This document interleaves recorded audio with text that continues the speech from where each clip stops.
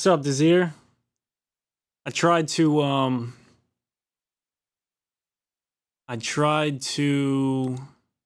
work on the mic a little bit. I recognized that from the last time I couldn't really hear the vocals that well. They were kind of buried in the music because I hadn't really set up any kind of compression or anything. So I hope this sounds a little better. Let me put on my headphones real quick. So yeah, okay, so it should sound a little better. I don't know. I mean, I have the gate set up so the music won't trigger it or you won't hear the outside noise, but I might have it set a little funky, so if it sounds choppy or annoying, let me know.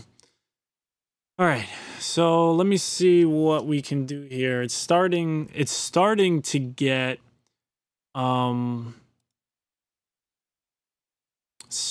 get a little later here.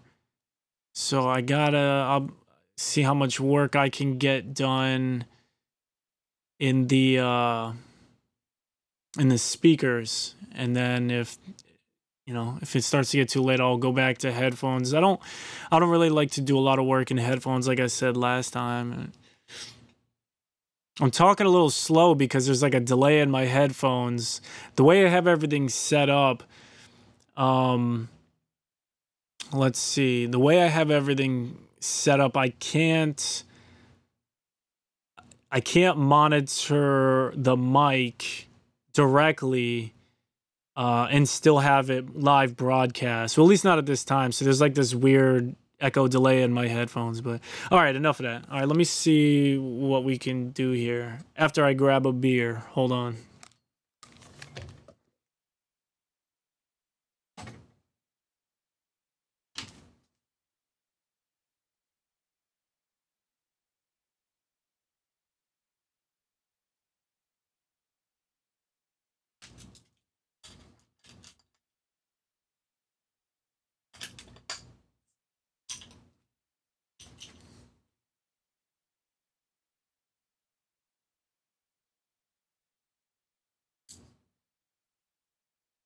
Okay.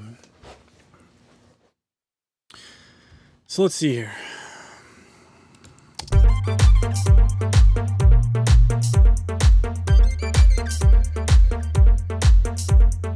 Let me see if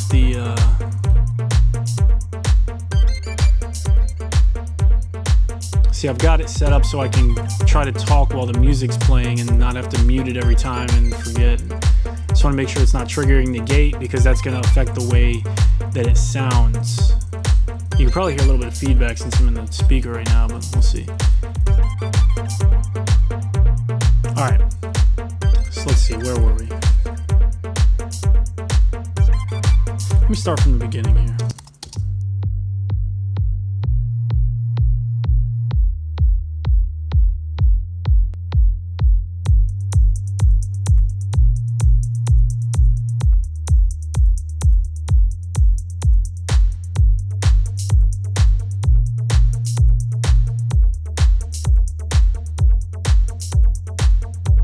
All right, so one thing I noticed is this sound.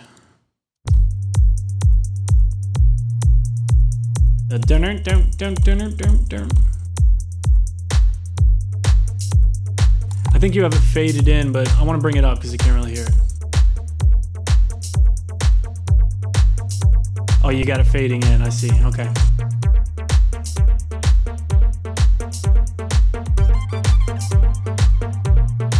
Ah, yeah, I see what you did, okay.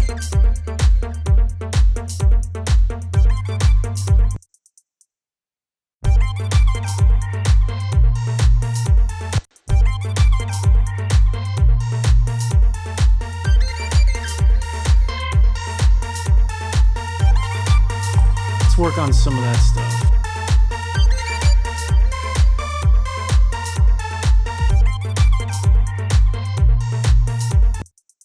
Actually, I want to check out where we're at mix-wise as far as the RMS level, because a lot of times what a lot of times some mix engineers will they'll do some work on the stereo bus before they do a lot of the mix, because you can get some of your compression done on the mix bus instead of you know, having to do all of it on the individual tracks. So if it's not too loud already, then maybe we'll do a little bit of that to get a head start, because it also helps give you like, it also helps like get you into the vibe, you know, because it's instant gratification. So if, you know, if you can get that done a little bit early, it'll kind of motivate you to make some other creative decisions. So let me see where we're at.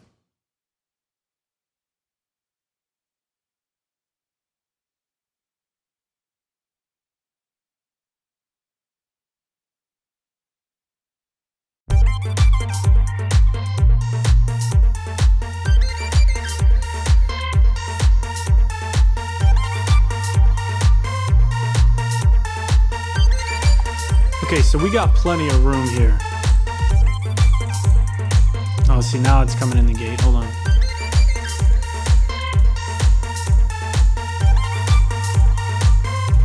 Oh, I see why. All right, so let's just hope that that works. Actually, let me increase the hold on this, and that should help. That should help a little. Okay, we'll try that. So yeah, there's plenty of room here. You're only at, this is kind of one of the peak or chorusy parts, so,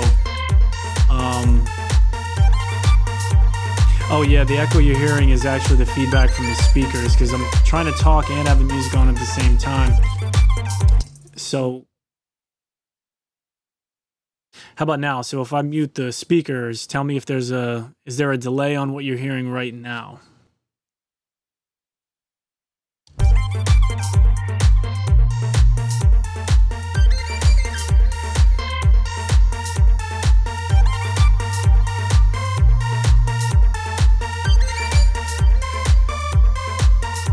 Yeah, so it's only when the music's playing.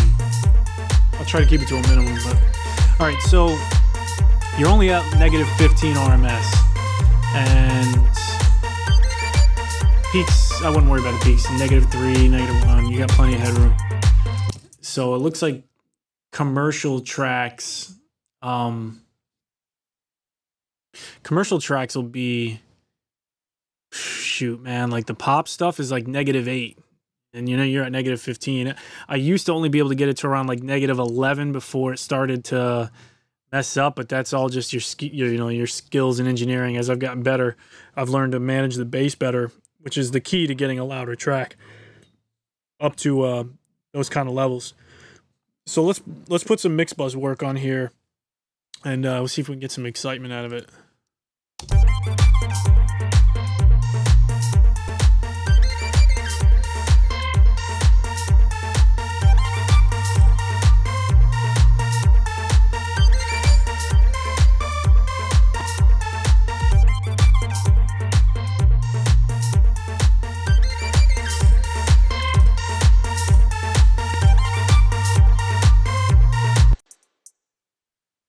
Oh, and that's another thing. You don't want to immediately go for a limiter to get the loudness out of the tracks. I'm sure you know that, Desir. This is just for anyone else who you know, who might not know it, because it's just going to squash the peaks. You get your loudness from the compressor, and then you know, you'll just catch any of the wild peaks with the limiter. So definitely don't try to just go right for a limiter.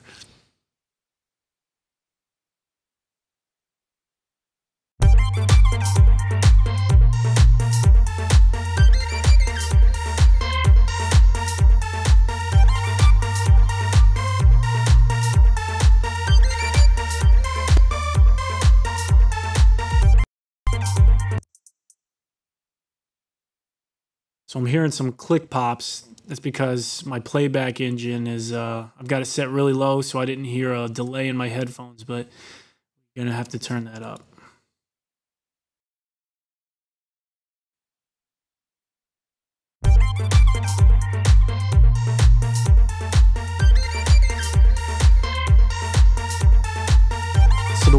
do this, instead of immediately grabbing the threshold and starting doing that, I turn the gain up to before it starts to sound kind of weird, and then I start taming it from there.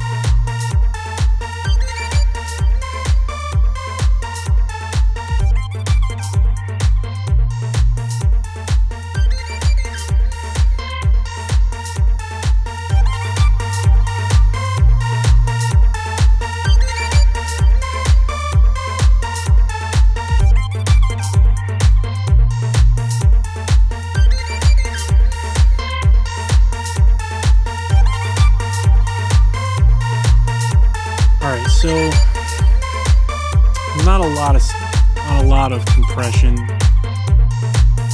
less than a dB. I don't want to do too much right now, but all right, let's see.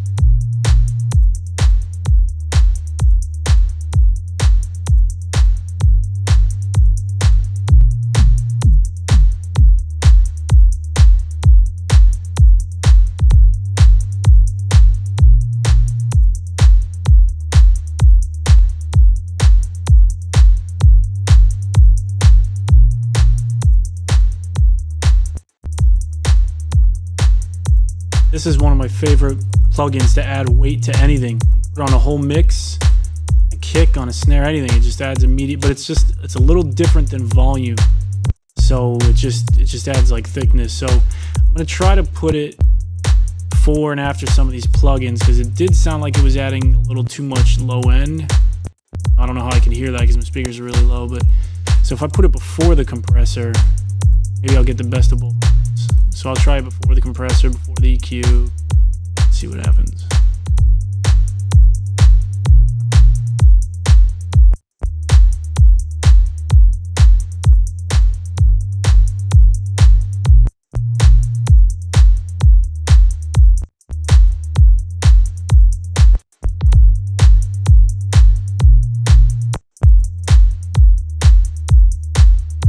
I think before, everything is a little better.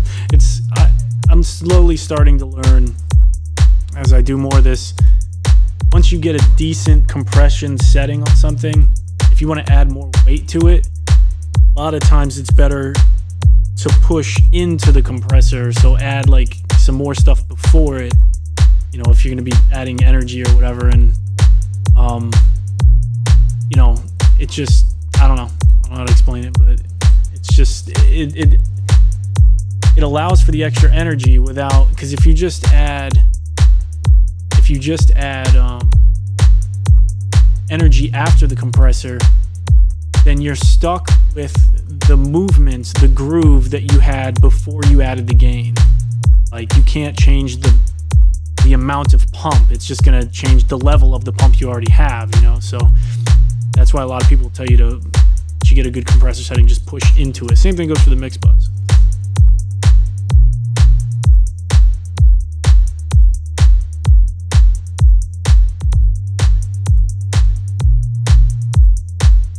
Okay, let me listen to that in headphones.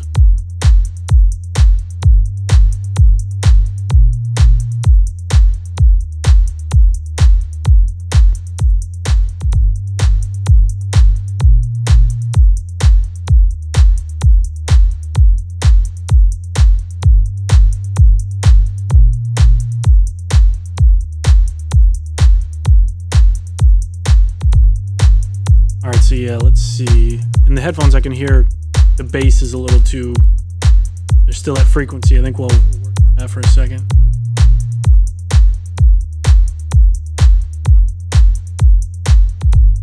Okay, we'll stick with that for now. Let me get to this bass.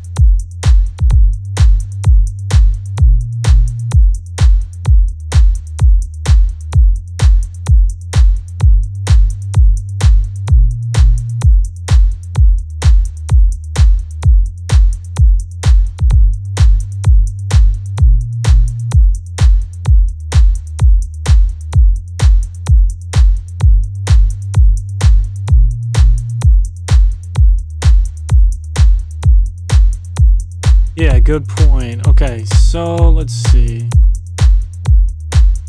Damn, I love these speakers, man, because immediately, just those few tweaks on this multi-band compressor, it helped a lot with that, you know, 80 hertz frequency that was really building up. And so I was trying to find the right balance between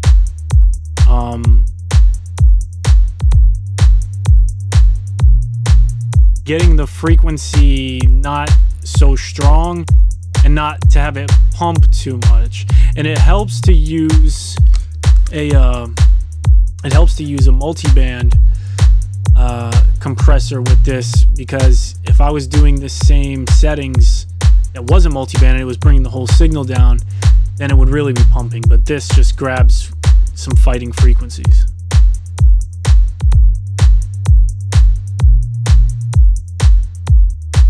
So now that we got, I just want a little bit more energy in the kick and the bass, or at least to control the bass and a little bit of energy in the kick.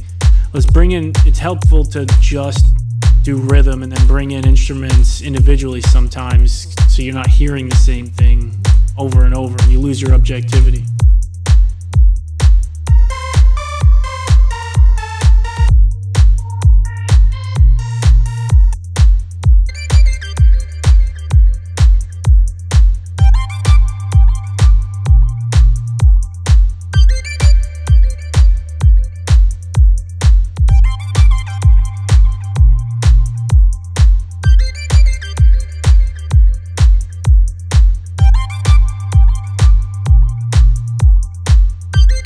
Oh, Desir, I went nuts and put the credit card down. I just got a pair of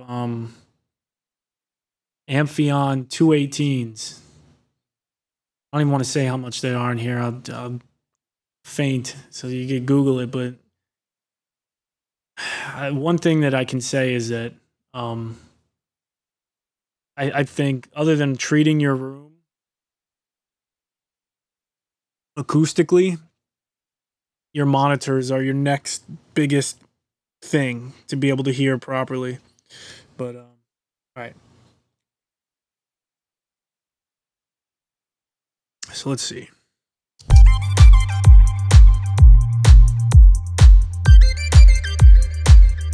So I like the way you have the delays kind of spread out around. That's good. So I think I want to either make them warmer or push them back a little further in the mix. Let me see.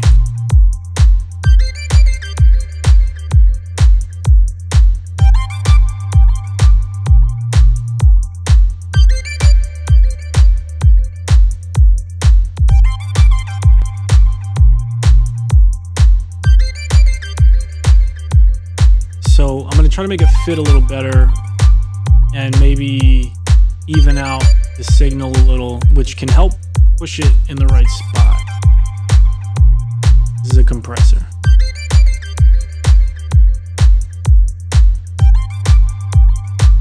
There we go. It's already fitting better. I mean, that's drastic, but the peaks were jumping out a little too much. It didn't make it feel like it was part of the song. But now I'll turn up the gain and we'll get it to come back a little.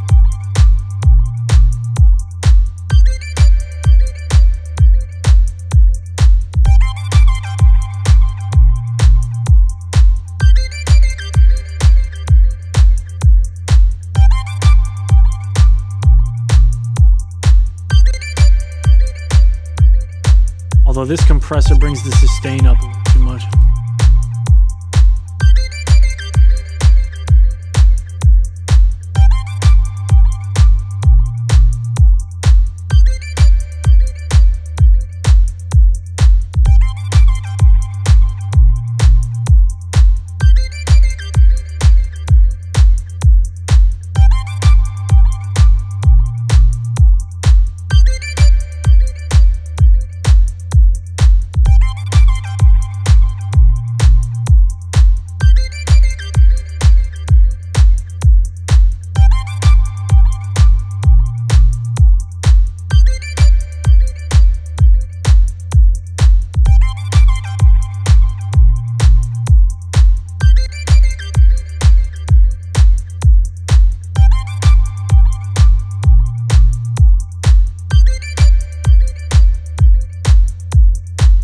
Yeah, this compressor is known for bringing up the tail end of stuff, which is why it's very famous for vocals, because it'll bring up all the nuances in vocals that you couldn't hear until you compressed it.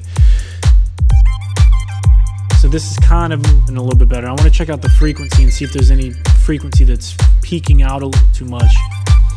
And if it is, I'll tame it and then I'll bring up the output gain a little bit.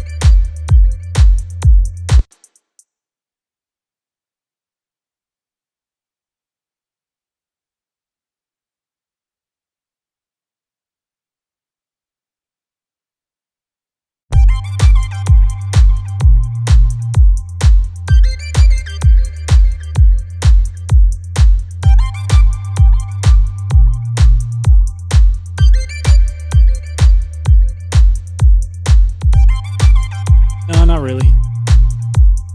I think I want to make it take a little bit out of the center, maybe move it around a little bit, maybe make it a little warmer. Let's see.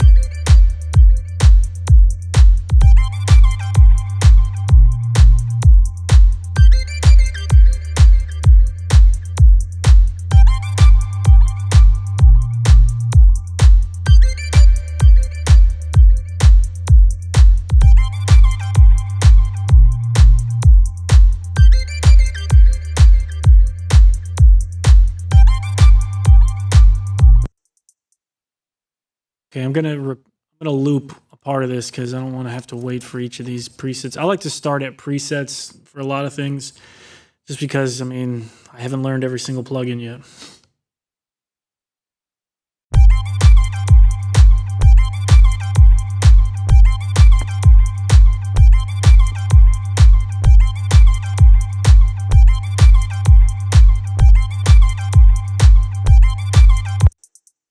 All right, so I don't like what this is doing.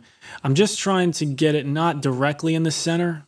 Maybe just kind of a little bit spread out.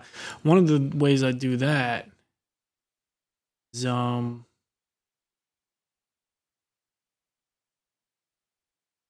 this is a panner, but instead of having it go all the way left and right, I'm just gonna have it move around the center a little bit so it kind of blurs it. Might add some movement too. Let's see. So that's starting. Let's get it.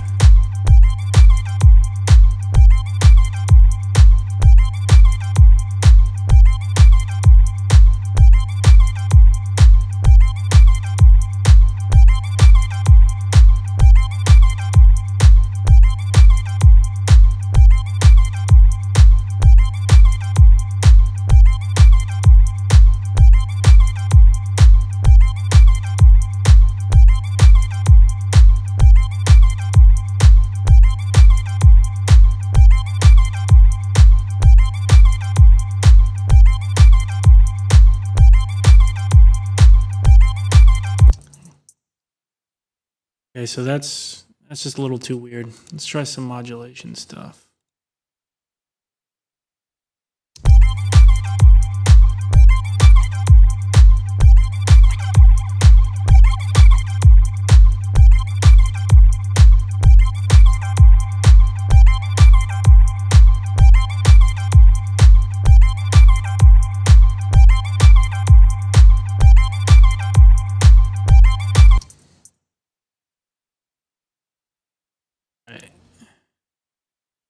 Move on to another thing. Spending too much time on it. It's gonna have to do for now. Okay, let's see. Okay, these sound.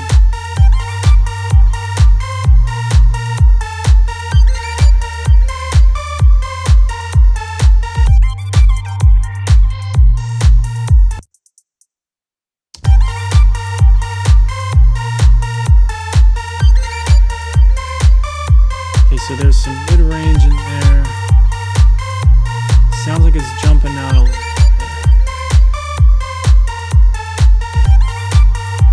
There's a nice peak right there. 925. And 1.8.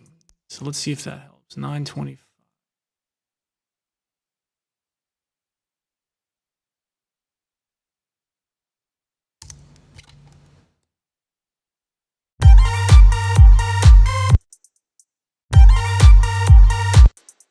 Yeah, you know, usually I'm a little more efficient, but I'm not used to doing the live stream stuff, so I'm kind of a little bit slower, not working as proficient as I usually am, but I'll get used to it at some point.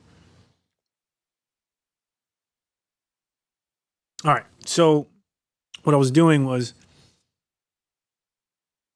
sometimes I need to figure out if I can hear something was jumping out a little too much. I couldn't tell if it's a frequency or it just needs compression. So I checked. I like to check the spectrum analyzer to see if there's something poking out, because that's a lot of times what the problem is. But we'll see.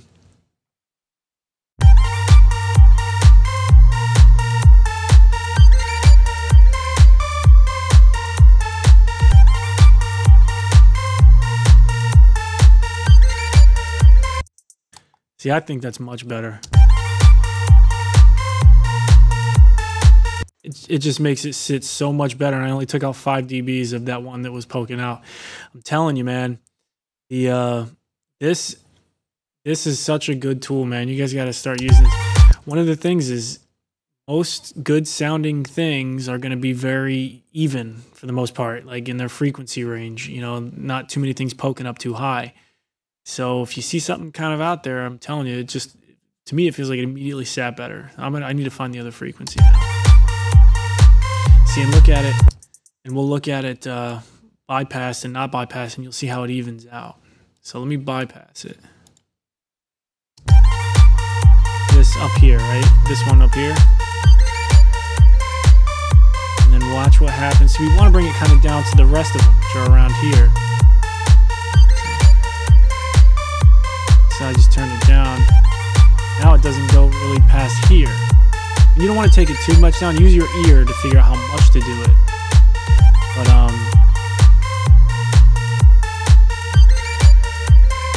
see, yeah, already. And then let's see this one here. So this is about 1.84. You get down to the exact thing if you can, because the cues that you should use are the very thinnest cues you can, the narrowest cues.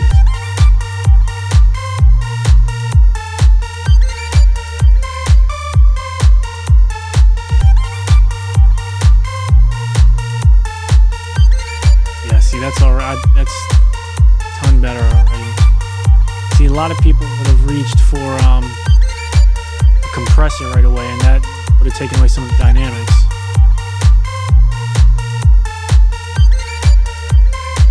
So here's before. Just kind of sticks out too much. And there it sits better. I mean, it's a little quieter. We can turn that up, but it just feels like it sits better.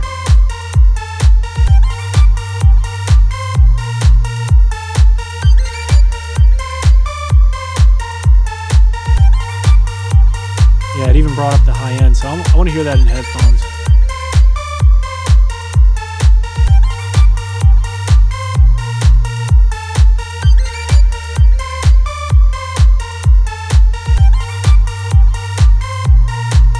Oh yeah, I can definitely tell in the headphones. It just sounds out of place.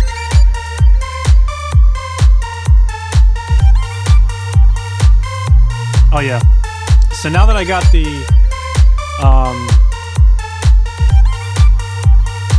EQ, the tone better.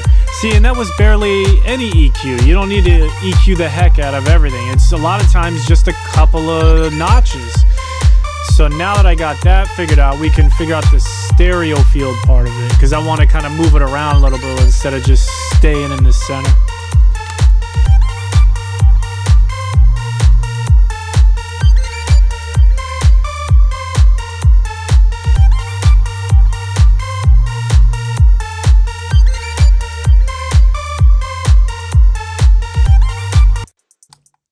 And if you use the this to check out an individual, the only reason I put this on the individual track was I didn't want to. I already have the specific instrument soloed that I want to do.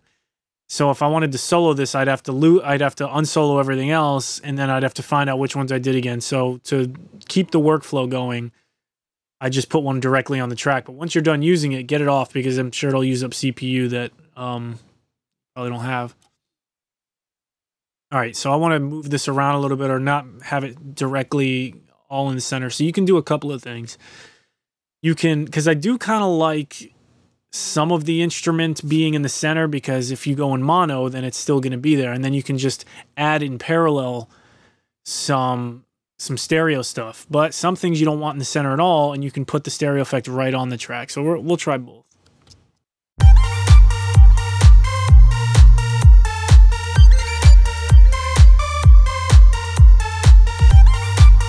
Okay, it would do something real crazy real quick. Check this out.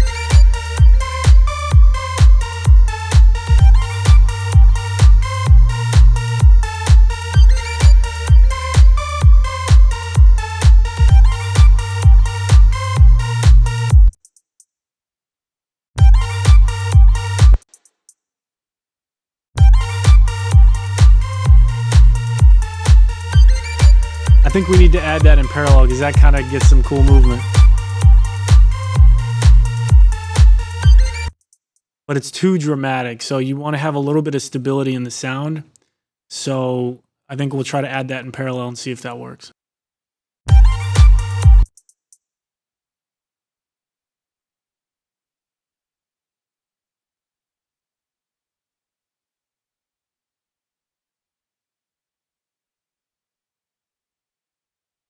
That, by the way, is it's just a modulation plugin. It's very simple.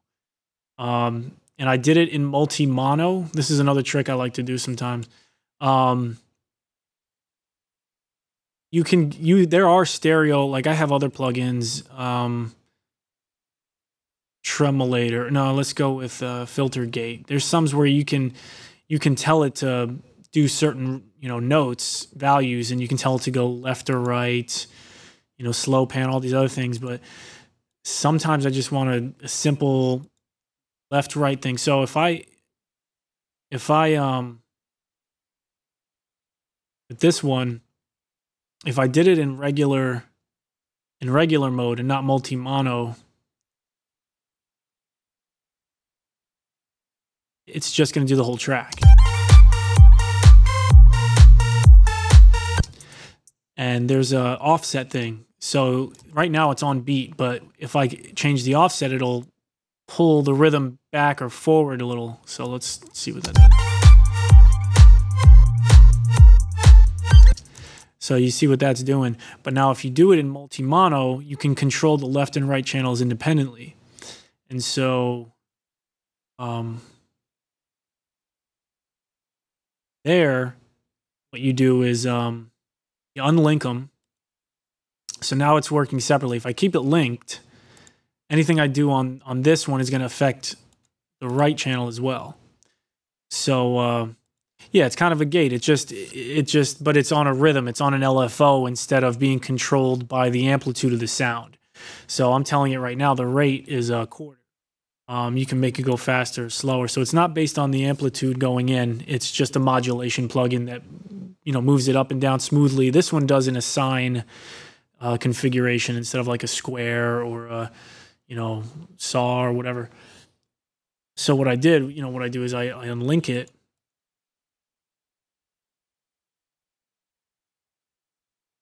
And then I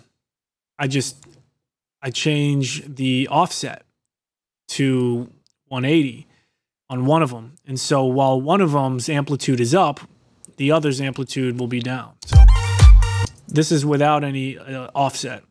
And you'll see as I move the offset, it'll start kind of doing its movement.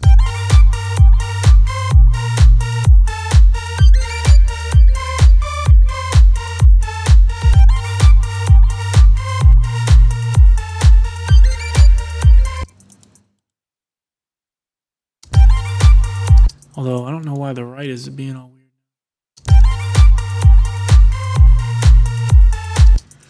All right, well, we'll figure it out when we do it.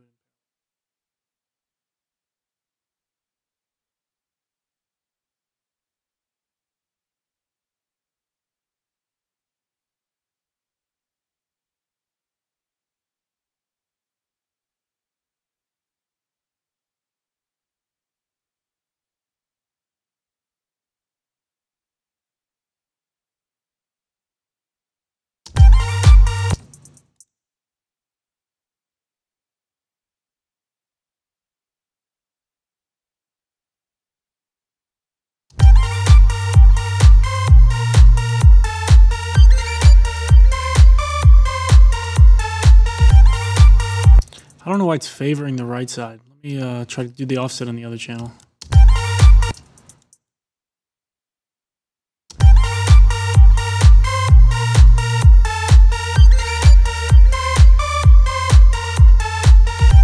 Oh yeah.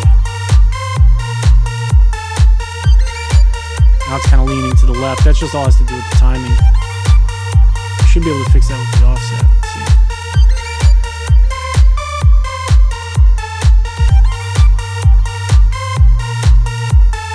Let's do, so if we go 162, then we need to go down on the other one.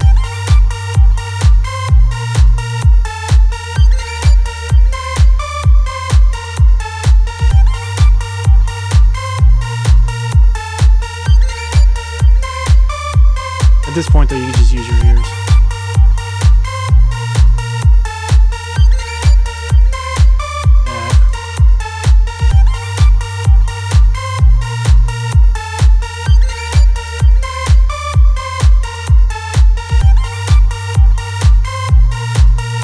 All right, so start with that, but now it's a little too loud, so we can either bring the whole thing down or, because right now the way the bus is set up is it's post fader. So if I make any volume changes to the original sound,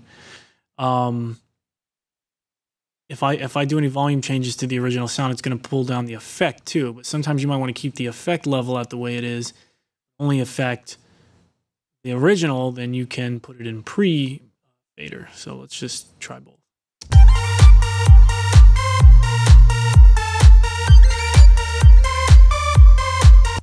And again, so my goal right now is to try to pull down the volume a little bit.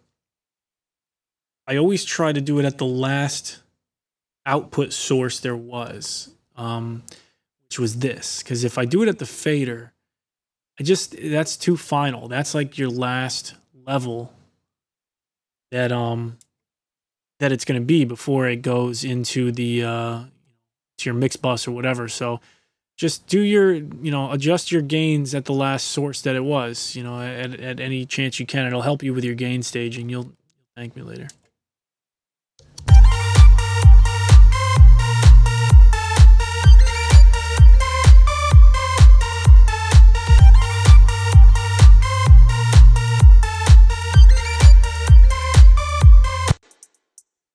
Okay, so that's bringing the effect down too much. So I think I'm going to do what we were talking about before.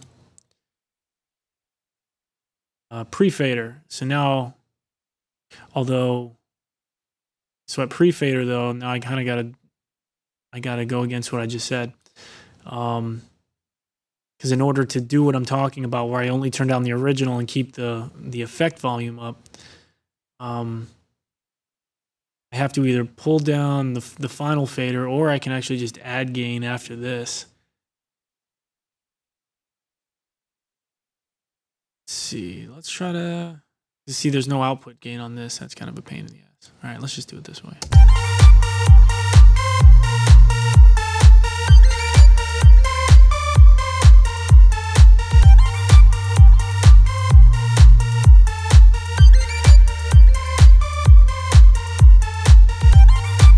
Now we're getting a little too much effect, and it's moving around too much, so let's try to...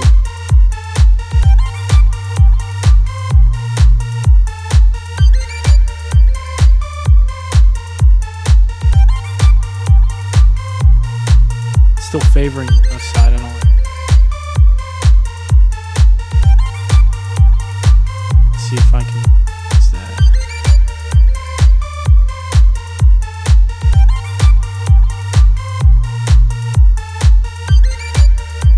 Take away the effects you add on it, so let's not do that. Let's try it with this.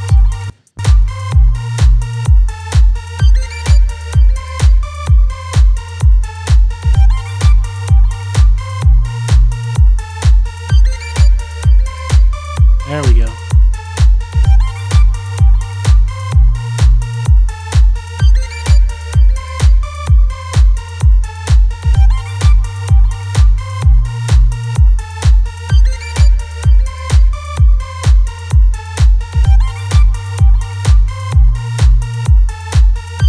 The timing thing.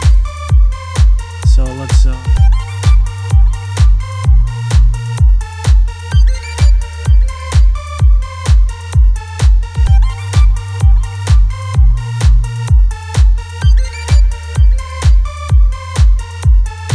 it's a little more balanced. Still got stuff on the left. So let's do some.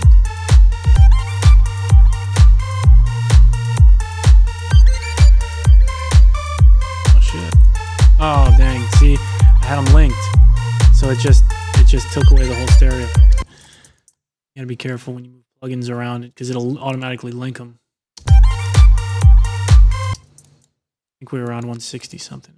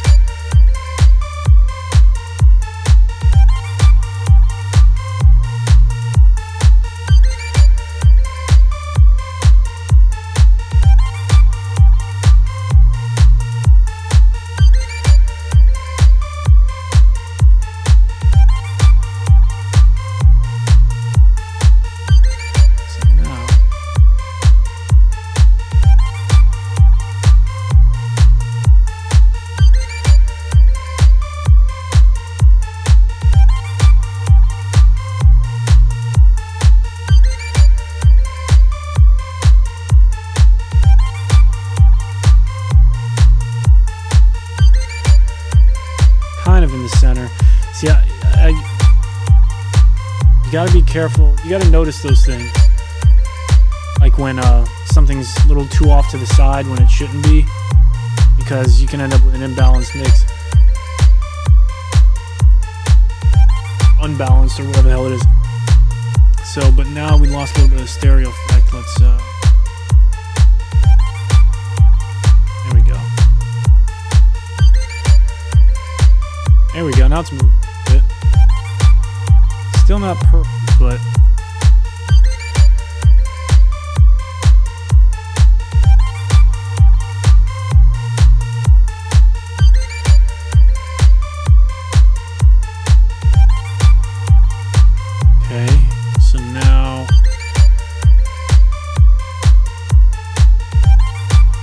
get it to sit a little better, so maybe we add, maybe we compress a little bit now.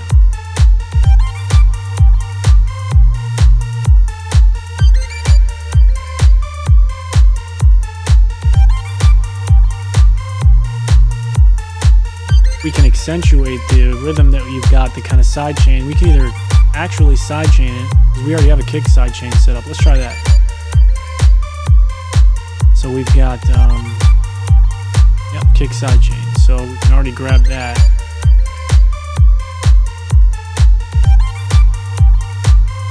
Although, do we want to do before or after the effects? Well, let's see what we have.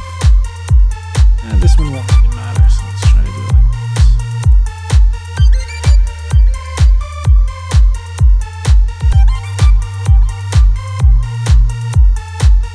Take off automatic release.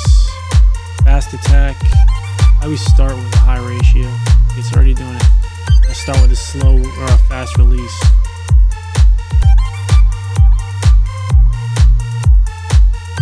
Dancing a little bit, so once you get the right rhythm, you can mess with the other stuff.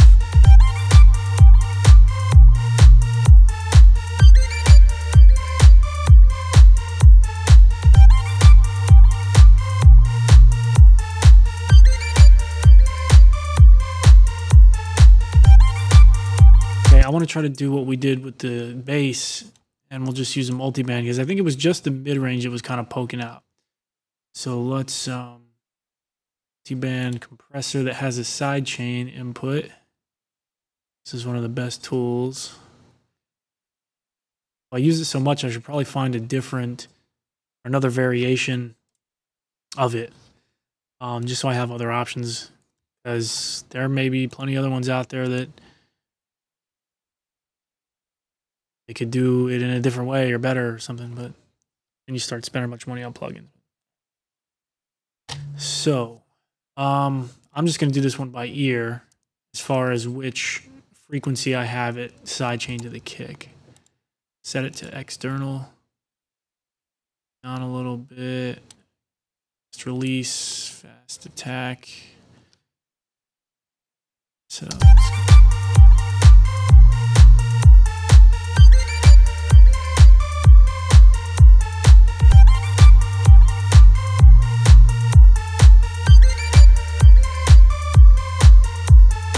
There we go.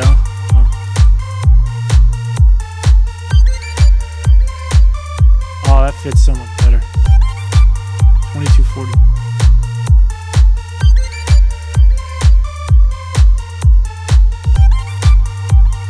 Let's see, so let's go between this and the other frequency.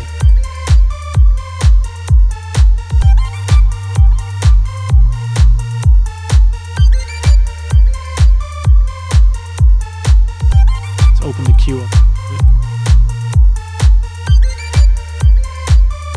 There we go. It's still moving to the left. That's gonna piss me off. But let's just see. Let's adjust some of this stuff now, so it doesn't pump so much.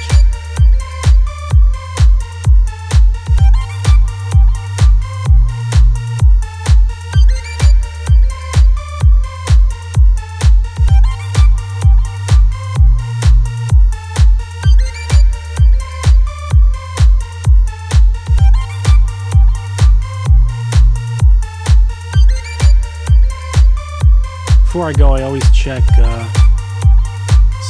these different settings on the side, because you never know, one of them might sound better. opto.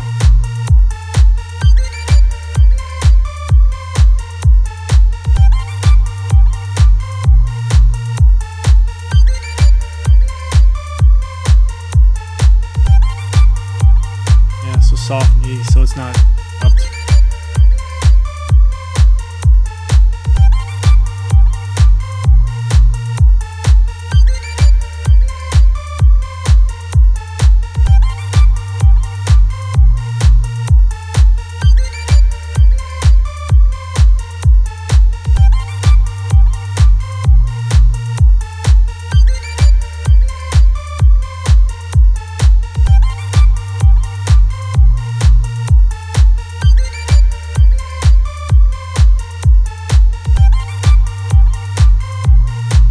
See how it kind of just sits there without it on? It's not bad, but it's not great either.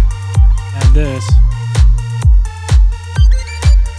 Just a little bit. It might be a little too much. Actually, what we can do is increase the attack so it doesn't happen. There we go.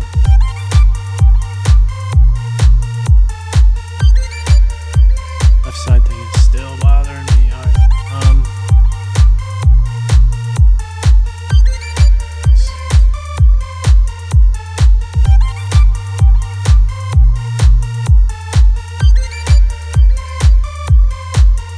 A different way. I can spend too much time. Let's go. I just want to pull out a frequency on the left side. It's probably not the whole signal, maybe, but try one thing. So again, multi-mono, you're gonna affect left side. This time I'm gonna boost the frequency to try to find the one that's bothering.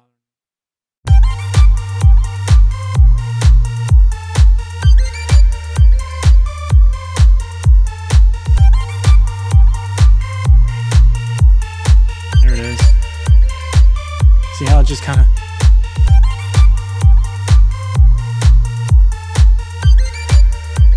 See that, already balancing out.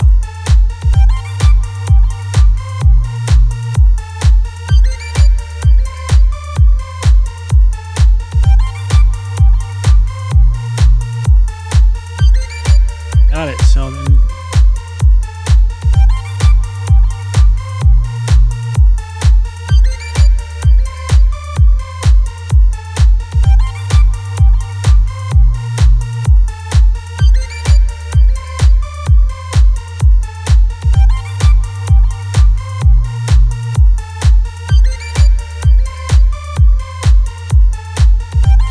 Let's try to maybe add one since we took one.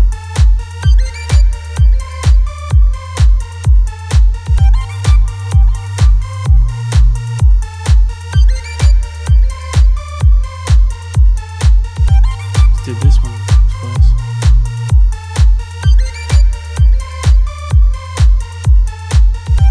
Both.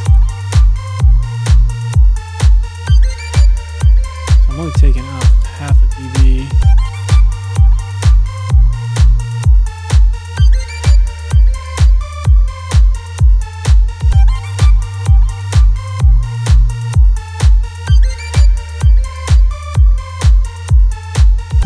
I like where that's sitting, but now it's kind of sitting on top of the other sound, so I don't know, something's got to go to the side, so that kind of sounds good in the middle. It's one of the main sounds. You don't want to move it too far away, so maybe we move these. Let's see what that sounds like just straight up on the sides.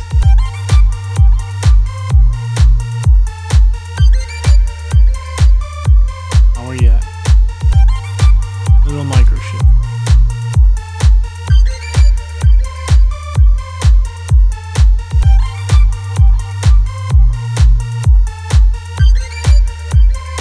I'm getting there.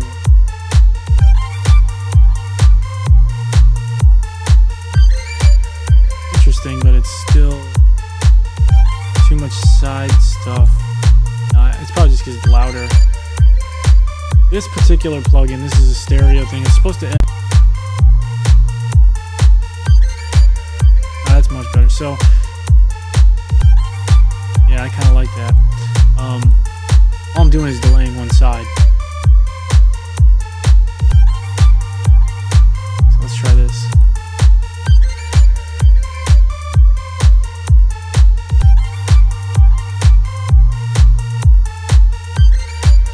So that puts too much on the left side. Stuff on the right side. It's alright, so what you can do is you have independent control of the left and right sides here. So you can either, there you go. It's kind of nice. Or you can put a low pass filter on the right side because that just takes out some of the poke of the high end. It's the same thing. Still a little loud on the right.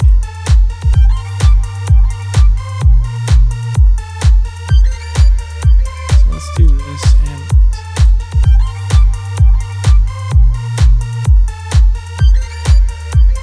still poke.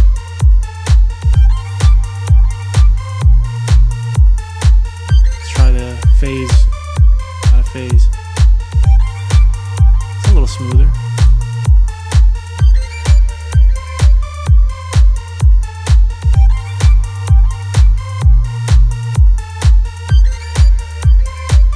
I like what it was doing.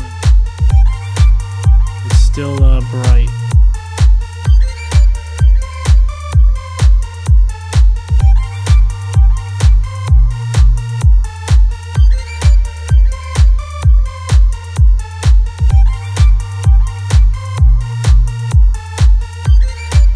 Getting better. Yeah, so what you can, the reason it's doing that is because you're delaying the left side, so you're hearing the right side first. So it naturally sounds louder. It's really actually the same level because you hear the right side first. You think it's louder, but it's still what you think you hear. So you still need to address it. So I'm trying to take some of the high end off the right side and some of the decibels off the right side. That kind of helps it with the balance out the left and right side. I also flipped the phase on one side.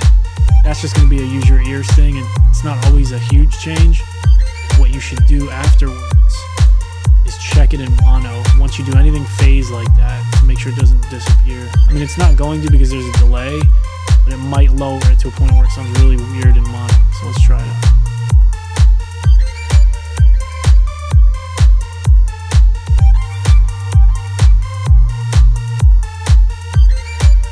Alright, so listen for that sound and then we'll bypass it and see how, probably just going to drop in volume a ton. So this is without it. Yeah, see how much more present it is?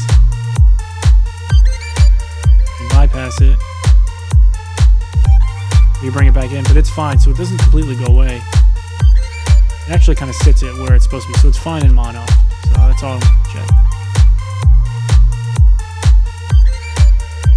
It's still a little bright. I could probably add some reverb or make it just darker somehow, but again, I don't want to spend too much time on the thing. I can always come back to it. You can say that, but you got to make sure that you do that. So do it in headphones.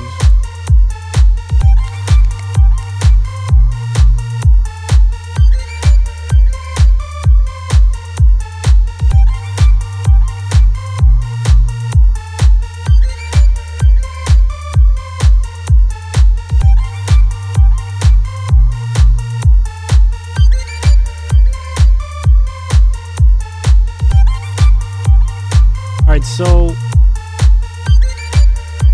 I mean, I kind of like the energy that it brings in the center,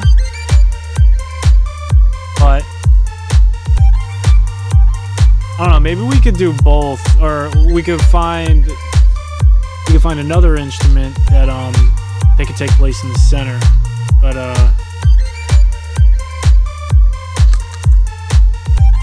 I mean, it's got a mix knob, but I don't know that it works very well with this particular effect. Let's try.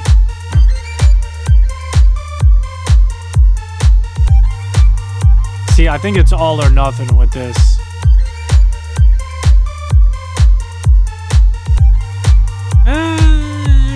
kind of fills out.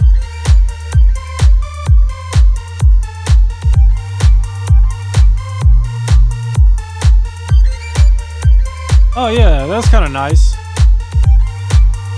It's subtle.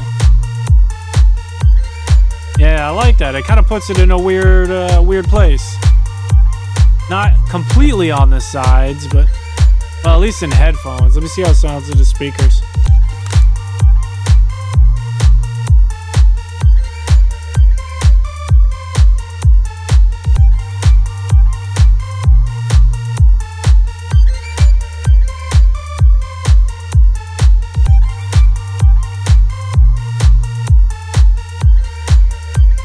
That's kind of nice too.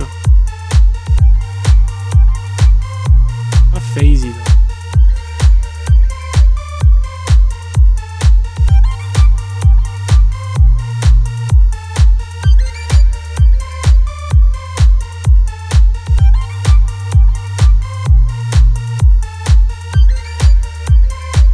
Better. That's kind of nice. See, that's another kind of testament to speakers versus headphones. There's certain things you should do in headphones and certain things you shouldn't. I liked the way the one side phase sounded when it was at 100% mix with this delay effect. I like how that sounds in the speakers at 100%, but then when you go in the headphones and you try to get it back in the middle a little bit with this mix knob, it sounded cool at like 40% with the phase on, but when you put the speakers on, it just sounds a little phasey. It sounds out of place, and that's something I couldn't hear in the headphones, and that's one of the things the headphones fall short at, is stereo placement sometimes. I mean, unless you're like a master mixer, you could probably figure that out, but so what I had to do was I had to put it back on the speakers and then do the same effect, but take the phase off, and then it sounded fine. And one thing about these speakers is they are touted for having a very good phase response. So I know that what I'm hearing here is more accurate than what I'm hearing in my headphones. So now that I've kind of come up with a compromise of what it should sound like in the speakers, let me go back to the headphones and see if it still sounds okay.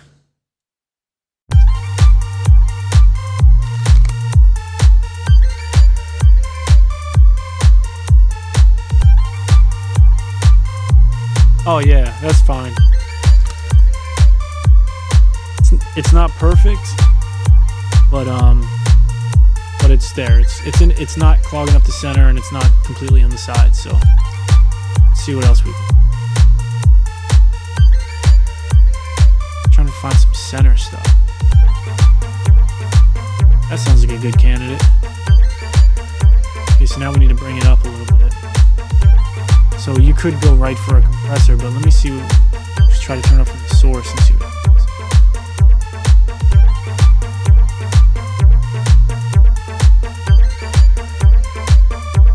Okay, so now I got a decent level. Now I want to start seeing a little bit. I want to bring up the sustain and not bring up the peaks.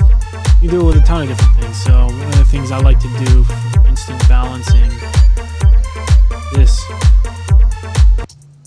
But you got to be careful with this plugin because you bring up the low level. You got to make sure that the sound that you have doesn't have a bunch of noise in it, because this sucker will bring up, like, don't ever put this on your mix if you're running it through analog stuff, because this will bring, oh my god, it's crazy, but it works really great for digital stuff.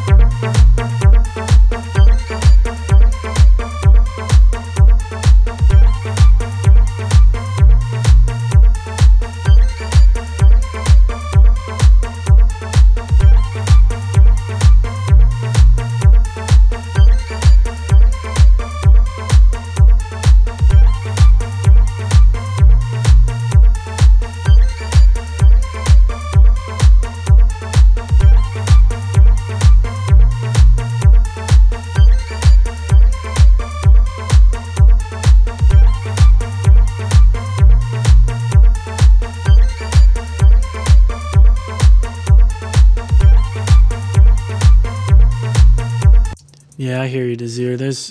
I mean, I, I'll have to post some pics of my room, but I've done a lot to this room. Um, it's a living room. You know, it's about 19 feet long, I think 11 feet wide. Um, I have a closet right behind the monitors and the screen, and I've just filled it completely packed with insulation. That helps with the decay time of your base.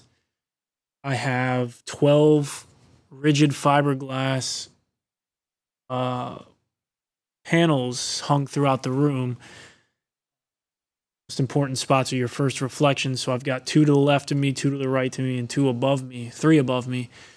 And then I have the other ones, the remaining 6, 7, 6, what is it, 5 of them, I think? Yeah, 5, straddled in the corners to try to eat up more base. And then I got some other base stuff going on. And it's also carpet in here. And I have, even though it's carpet, you will still get a reflection from the floor into your ears through carpet. You'll get it at like 400 hertz or something, you know, kind of lower than what carpet absorbs. So I actually have another rug on top of the carpet to absorb more stuff, so I'm not getting.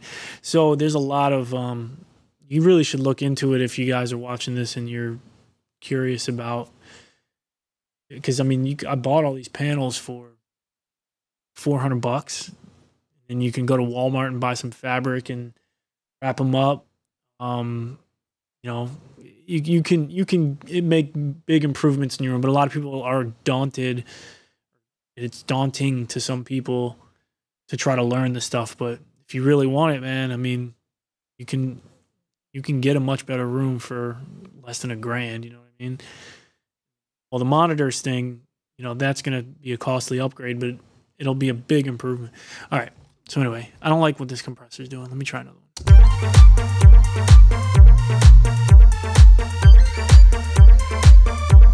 It's not terrible, but I think I've got other ones. I'm not going to spend too much time on each compressor if it's not doing what I want within a minute or so.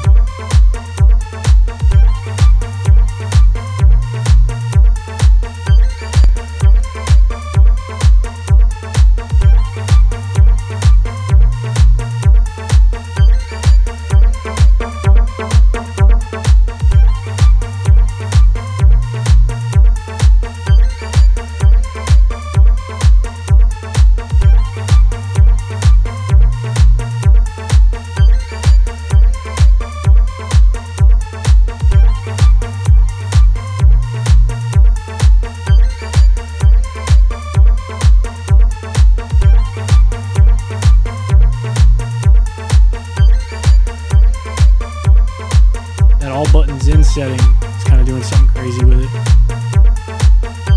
It's a little too erratic, but I might be able to fix it. Kind of like it. See if I can work with it.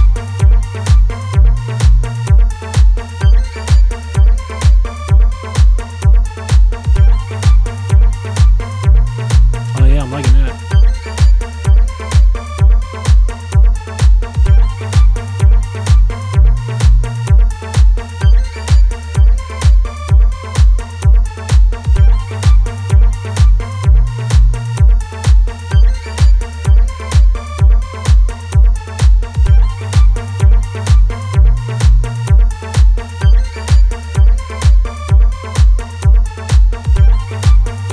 Okay, so I like where it's sitting volume-wise, but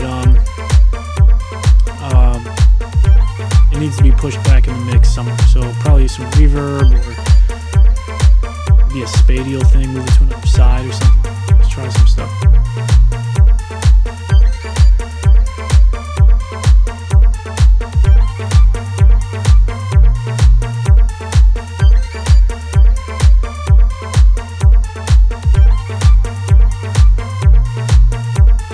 Try to send it to that bus that we did the other thing with, see what happens there. Oh, I need to name it. Always name your stuff.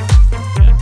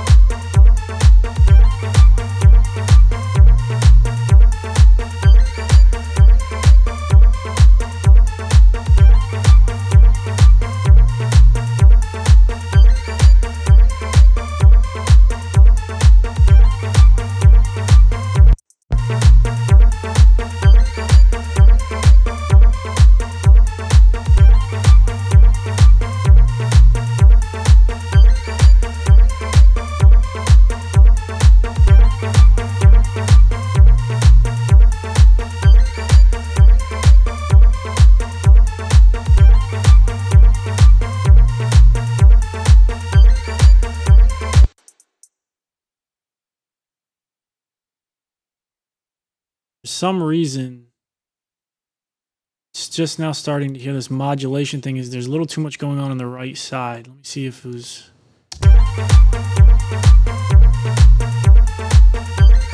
Yeah, so I think it's probably because I leaned it to the right. So now let's try to bring it back. We'll adjust the gain left and right side. So this, after I turned it the other way. That's fine. So I wonder if it's the main sound or this. It's probably the main sound.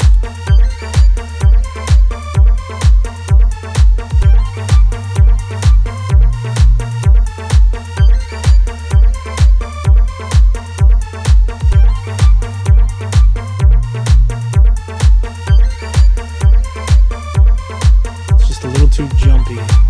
See if it's the can fix it with this EQ. Still got a couple band left.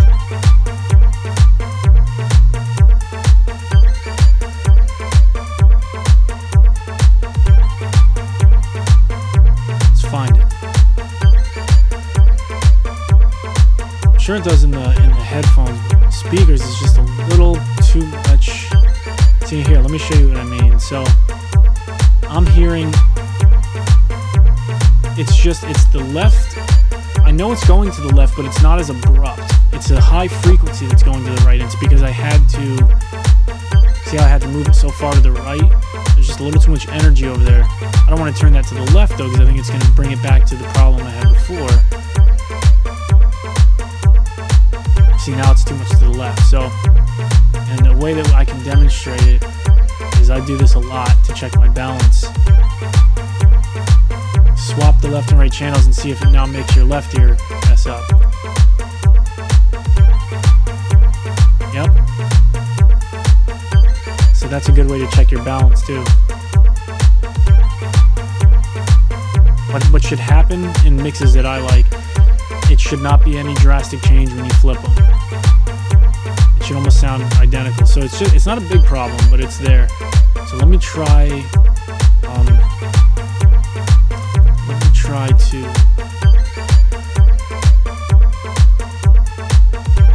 if I can pull it out with a frequency. I'm gonna find out which one it is first.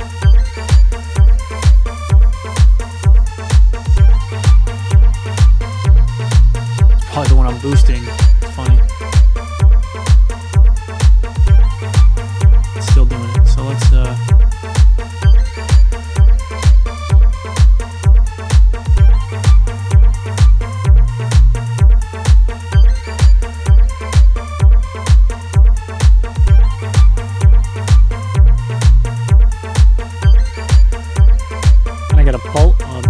tech thing going on.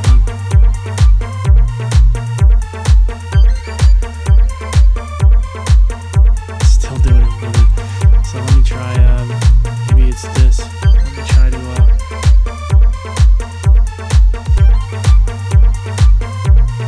I'm not gonna spend too much time on it.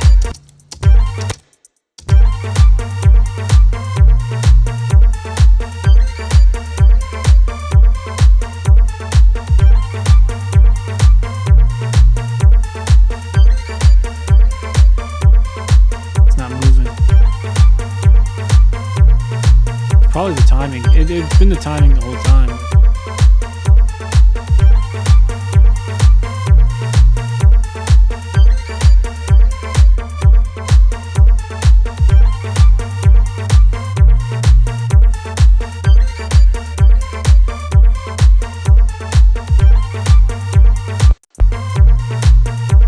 Let's try one more thing. I'll use my mind here.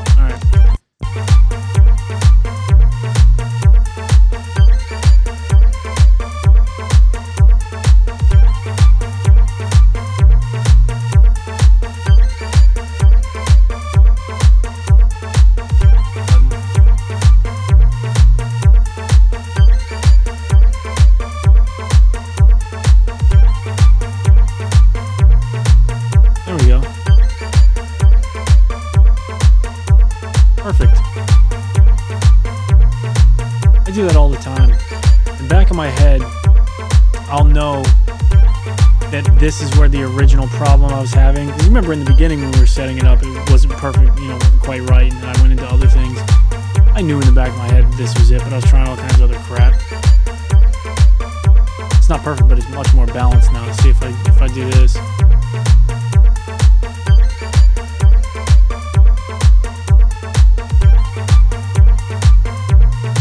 It's like almost no change. So that's how you know your balance is good. Alright. I mean, not to say that you have to have exactly the left and right, but a lot of this kind of stuff, maybe. I mean, it's either going to be, well, I mean, some people just do LCR, where everything's in the left, right, or the center, and that's going to be kind of the same deal. Alright, so, coming close to running out of gas for a minute, but let's see, we're trying to get some movement on this pick. So you see how it's just kind of, it's a little dead. I know if I turn the volume up on this pick, that poke is going to stick out and it's not going to really fit. But when you add this, just puts it right in front. A little too much, but we're going to fix that. Some reverb in a second, but I want to get it somewhere. I want to keep the main part in the center. I want to get some side stuff.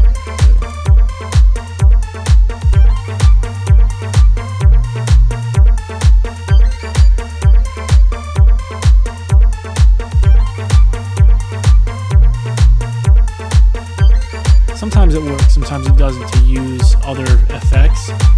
You don't want to have only two effects and send everything to it, then you have the same mix, but it's worth a shot. I mean, all you have to do is pull up a fader, but let's try something.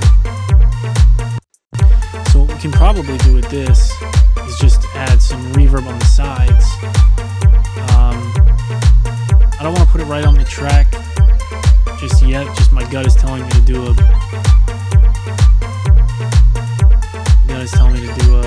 aux track. I mean, what you decide, I don't know. That's all up to you, whether you put a reverb right on the track or you do an aux. I think because I like where it's setting in the center, like 90%, I don't want to mess too much with it. And I know the reverb right on it's going to probably cause more problems than it's going to fix. And plus, you know, reverbs are one of the things that you can use a lot by sending other stuff. It's not such a specific effect, the left to right thing for that particular sound. So what do we do? It's 11, 12. Save, because this crashes a lot. Let's see, we have something particular room.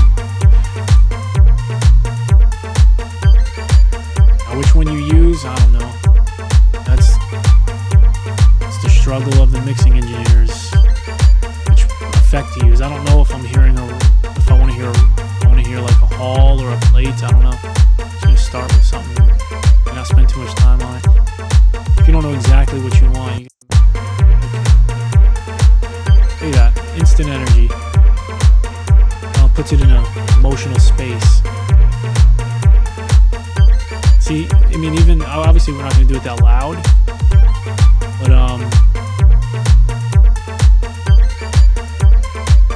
but you can tell, like right now, it's got some stuff going on, but as soon as you add reverb, it puts it in this, like, it brings you into a different place. There's just like such a new energy when you do that. So you gotta keep that in mind too. You need to use reverb to create an emotional kind of space for the song. And that made a huge difference. I mean, we're gonna tweak it, but just keep that in mind.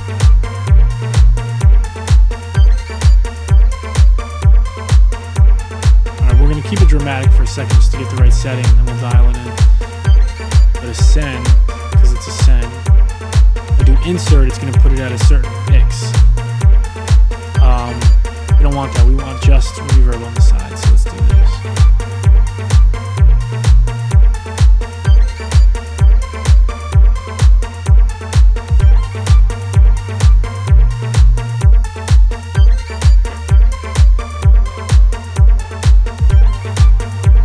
be honest, they could probably even use I could even do a delay. I can hear a delay on this too. I'm gonna try a couple of these if I can't get exactly what I'm gonna try a delay. Maybe we'll do both.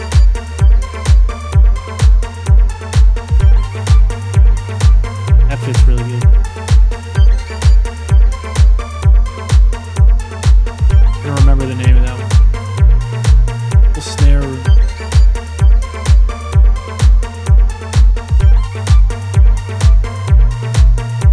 That's interesting, but too dry.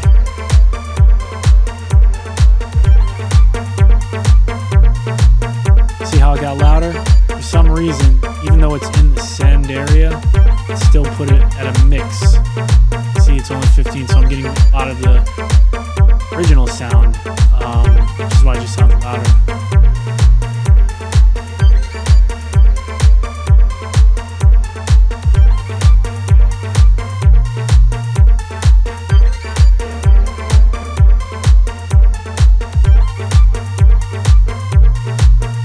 So I'm going to experiment. We're going to keep the snare room.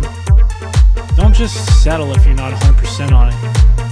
I mean, I could probably tweak. It's probably got a little too much decay. I'm curious about the ping pong too. I'm going to try something.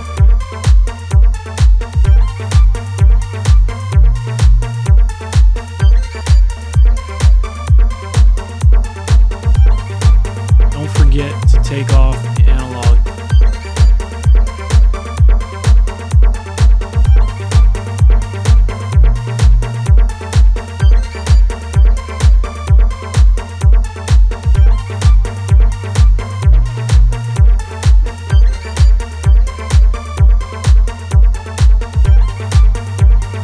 Bro, energy.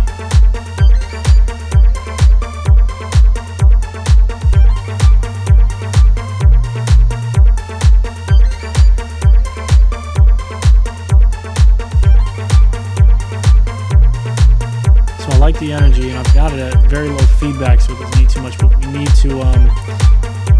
to mix it in. So I'm hearing too much of the ping pong. A lot of times, what you can do is you can get away with. That's why they've got these on here. You can low pass it, so you don't. It's not so apparent. You'll still get the effect of the movement and the wideness. And then we'll add in the reverb. It'll probably be a double whammy or whatever.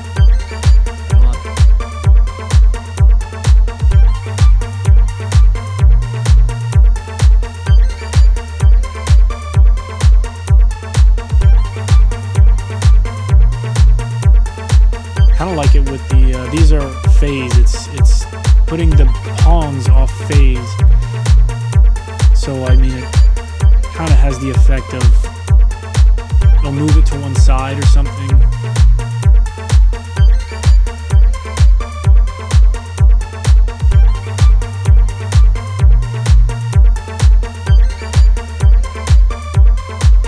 It helps. You have both of them phase. It kind of seems to help sit it better. We still need to do a little bit of work with the filter.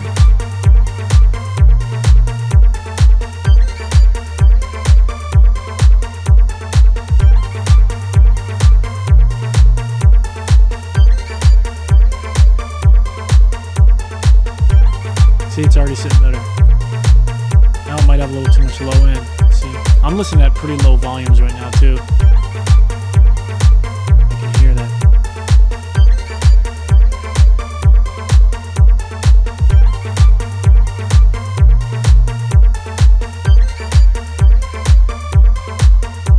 Takes too much away. Let's see what the lo-fi does. Alright, let's try.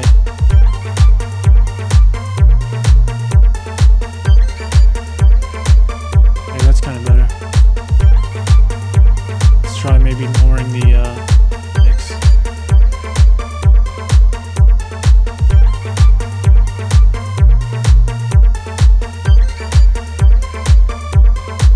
See, now I'm hitting the point where I don't like I'm not happy with either this or that. That's too much. Let me just do it in headphones and see what it sounds like.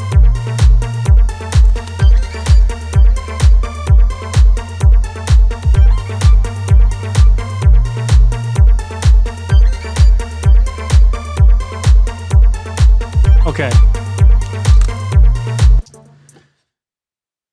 Um, so here's what we can do.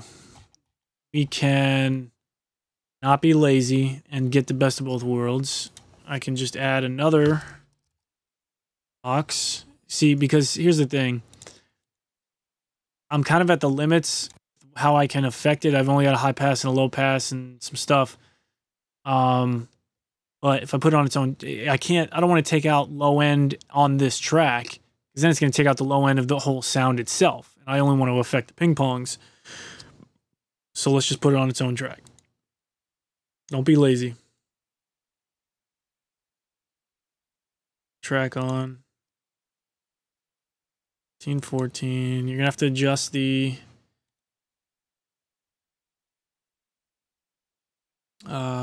the mix, but all right, let's see.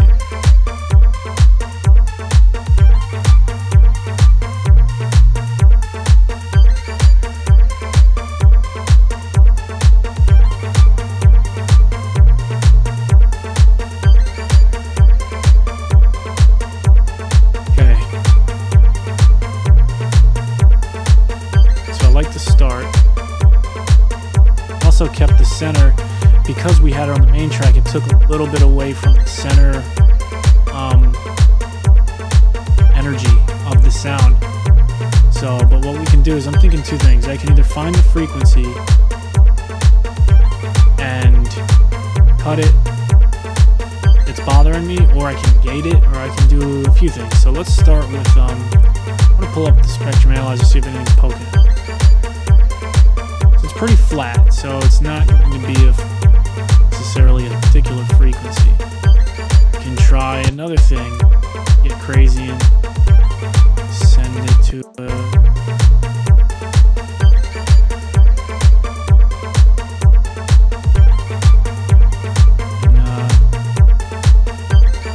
sidechain it to the original sound, so it doesn't play as much when the main sound is, and it only comes up when it's off. That can help it sit better.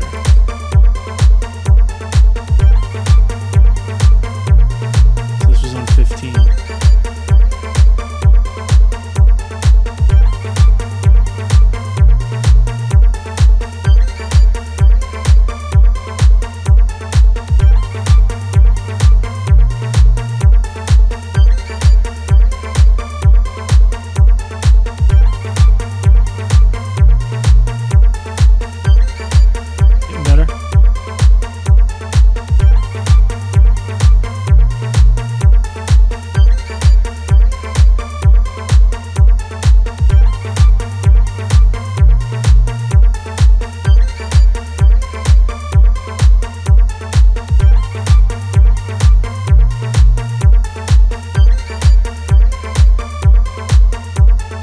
Dog barking outside. I can't hear shit.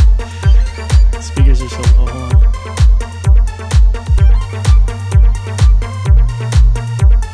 So that's kind of at one of these places where I feel like the effect is gone, but I know it's still there. So let's see what happens when we mute it. Yeah, and then I gotta hear that in headphones though, because I can't turn the speakers up.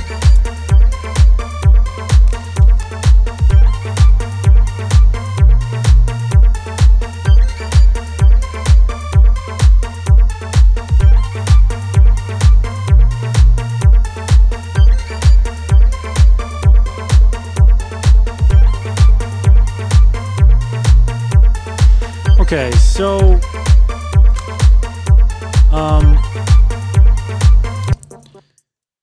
it's better, but now it just kind of sounds smeared and kind of too low-endy. I can either try to pull up this filter, or I can go back to what we've been doing this whole time with the multi-band sidechain compressor and only pull out a certain frequency that seems to be poking out. So let's try both of those.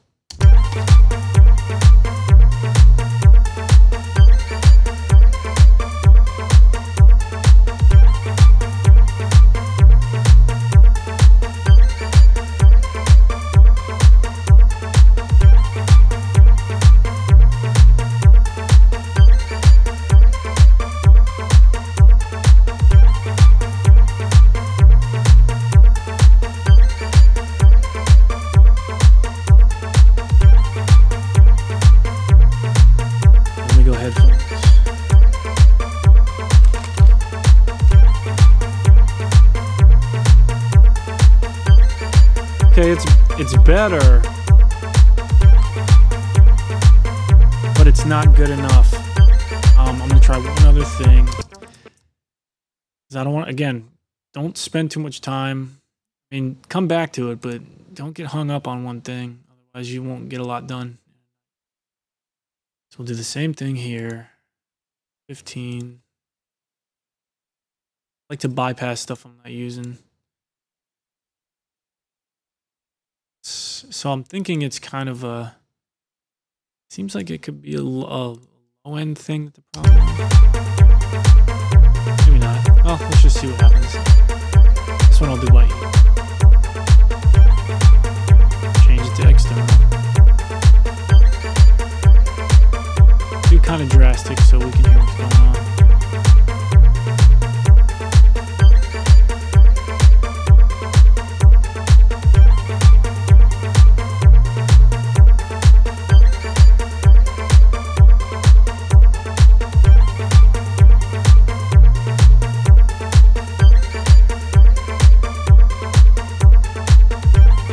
That seems to bring this main image back. So now that I think I found the area, make it as drastic.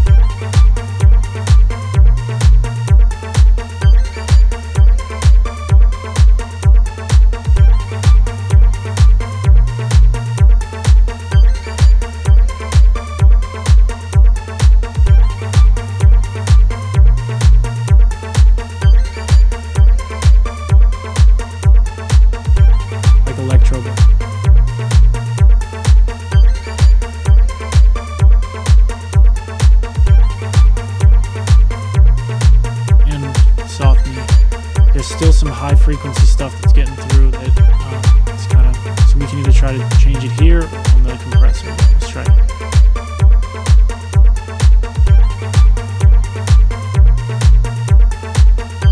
It's kind of good.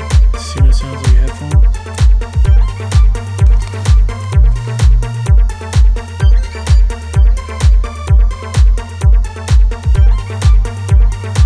It's sitting pretty nice.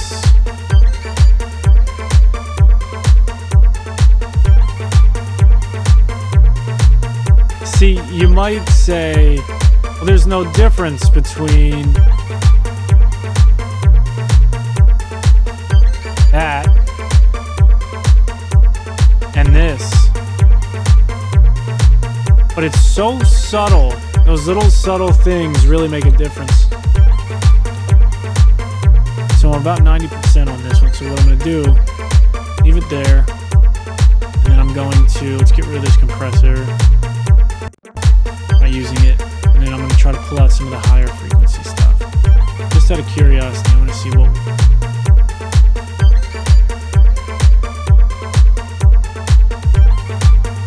so it's really 2K. Shoot, I might have been tricking myself because I don't even think that this is at 3.4. Yeah, it can make a difference. You might say, oh, well, the low pass filter is only at 3.4, which is right here. How could you possibly be hearing a difference? Well, it's on a shelf or on a slope, so even if you have a low pass starting at 6, you'll probably still hear an effect on these frequencies at a curve. Anyway, so let's just get rid of some of the high-end stuff. I'm going to compress it, change it to external. Want the main sound controlling it. So only the main sound plays when the main sound.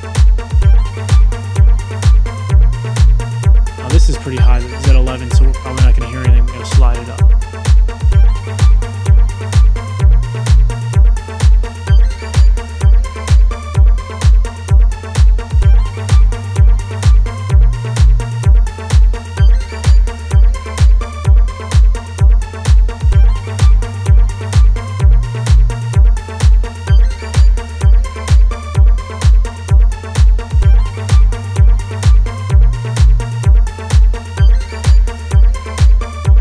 Speakers are too low to really hear that. I'm gonna go in headphones.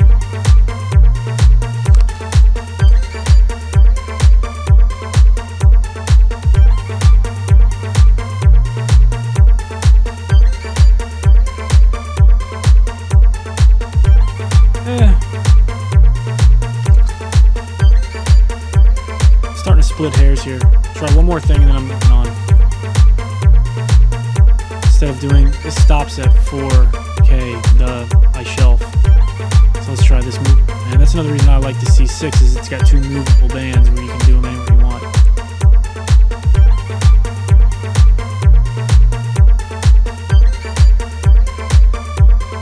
Actually, you know what? See, I want to make sure that what I'm doing right now, that what I'm hearing something that's a little too present. I think it's in the delay.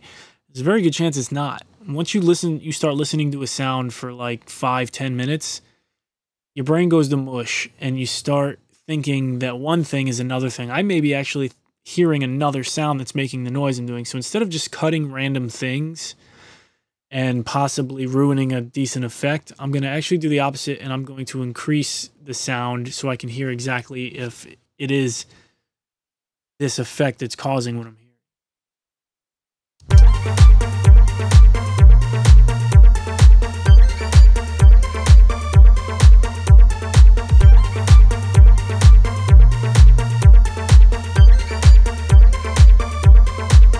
And it is. I'm not crazy, so I'm just gotta find the right frequency.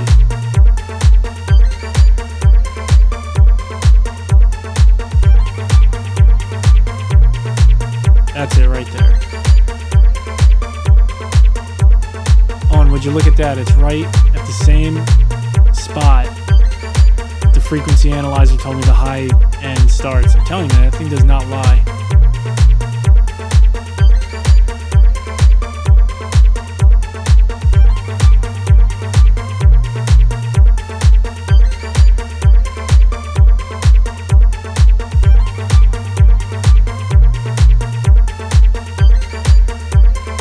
Now that I found the frequency, you can set the cue when you're checking the frequency out.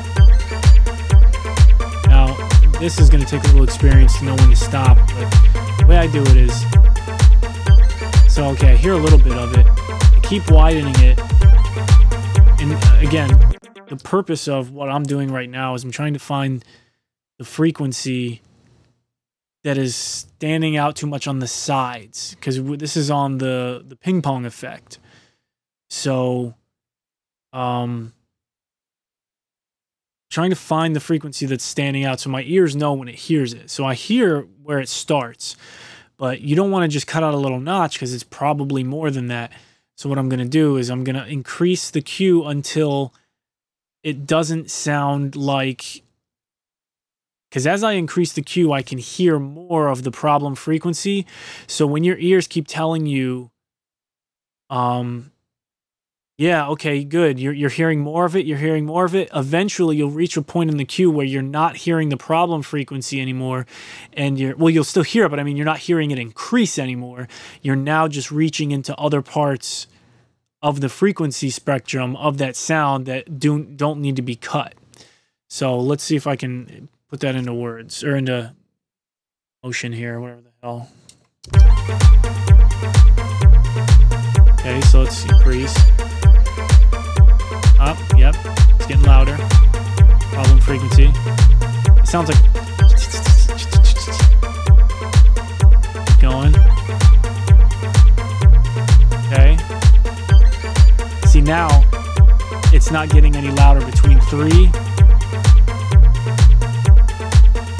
and like 4. So like 4, 6, 5 seems to be the extent of the problem frequency. As I increase the cue, I'm just reaching into parts of the frequency that aren't a problem. And that's what you don't want to do. And you can use the same technique for when you're finding a problem frequency with an EQ. Same concept. With the little ones I showed you before, where you pull up the spectrum analyzer and you find it's usually a very narrow frequency that pokes out. See, for those, you can use a very narrow cue. I use the narrowest I can find, which is on the Q Waves plugin, and then I pull those out. But this isn't necessarily one little resonating frequency. This is just a frequency that's causing too much buildup on the sides, and it's just going to clutter the mix. So we can control that frequency while still keeping the effect in. So what I'm doing is I'm trying to find exactly to what extent, because if I make it too narrow, you might not catch it all, and you're gonna have done a half-assed job. But now if you go past the point to where it's not a problem anymore, now you're just taking away from the goodness of that effect. All right, so that's as much as I'll explain on that. So let's pull it down.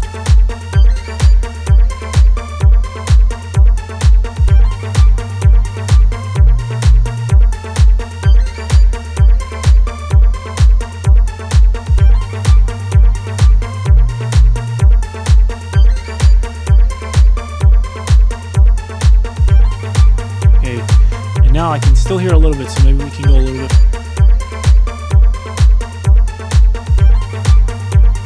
Okay, that sounds pretty good. So here's what, listen when we bypass it. It's very subtle, but let me listen to headphones though, because it may be too drastic.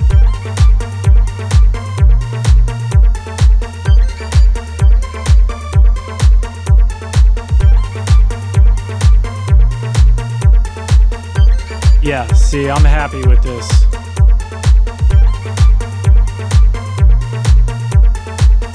Yeah, that's nice.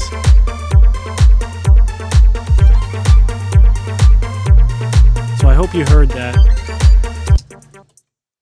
I hope you heard the difference. It's very subtle, but all these little things that you do will help you create a balanced and a non-cluttered mix. You still have the benefit of the ping pong, but you don't have it in your face so much. It kind of feels like it's stuck in there somewhere good. Now, a lot of times what you want to do is when you're creating these effects, or at least when I'm creating these effects, I always exaggerate it a little bit so I can get it. So right now it's probably a tad too much ping pong, so I might bring it down a little bit. Now I could do that a couple of ways. Here's another thing. So if my goal right now is to turn the ping pong effect down a little bit, you could do it a few ways. You can either turn down the signal going into the compressor. But then you have to remember that that's going to affect how much it compresses. And that actually affects the movement. And because this is a movement-based effect, if you take out some of that compression pumping, you might not have the same effect. So it might be a good idea to turn it down after the compression, which would be this fader right here. Or, yeah, this would be your one right here. So let's... Actually, I want to name this right here so we don't... You can't forget to name things, otherwise you're going to be looking for things later and you don't know what was what. So this is the pick sidechain. I always call it SC, so I don't have to spell it out. And this is ping pong. Not going to name it just for this thing, because this is an effect you can use for other sounds. So I'll just explain what it is. So it's a ping pong eighth.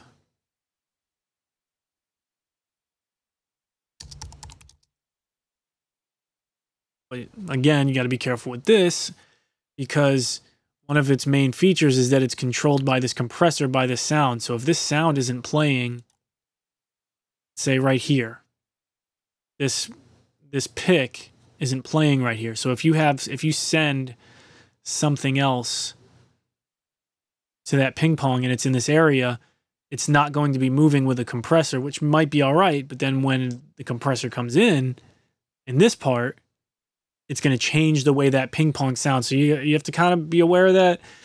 But you know what? Once you start getting going with this stuff, you're not going to be able to remember all this, and hopefully it'll create a cool effect. I don't know. But that's the thing about mixing, is you're gonna not remember these kind of little subtle things, but you will know when something's not right. Hopefully you have the experience and the whatever to be able to fix it. So let's rename this ping pong eighth. And I want to get back into this reverb, but first we have to turn down the ping pong a little bit and see if it sits just a little better.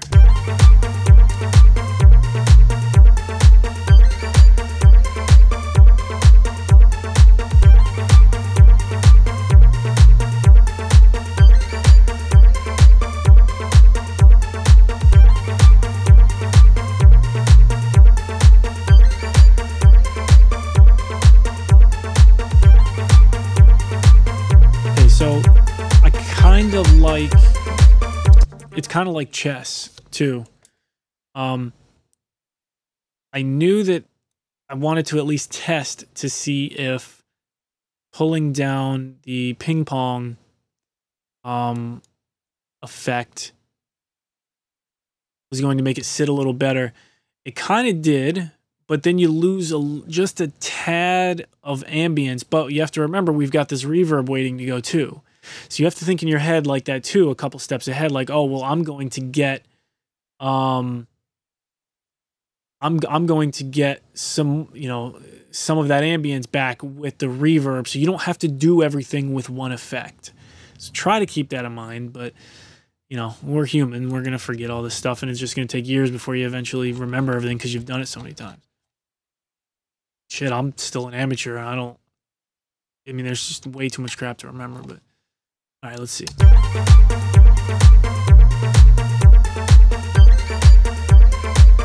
Let's try to add a little bit of that reverb in. Ah, remember that? So, you know what? Let me try a couple things here. I can immediately tell that it's the decay time. So it's the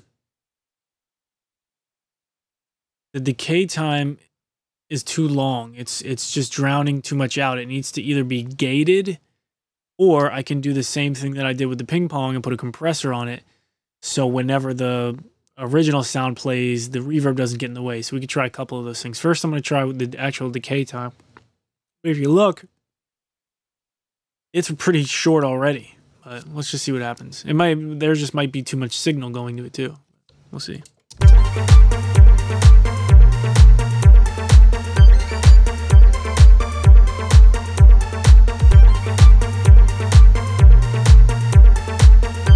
So I've got it all the way down and it's still too much, so that's not it. So I want to actually bring it back to the original setting. I don't remember what was at, so I'm just going to go boop.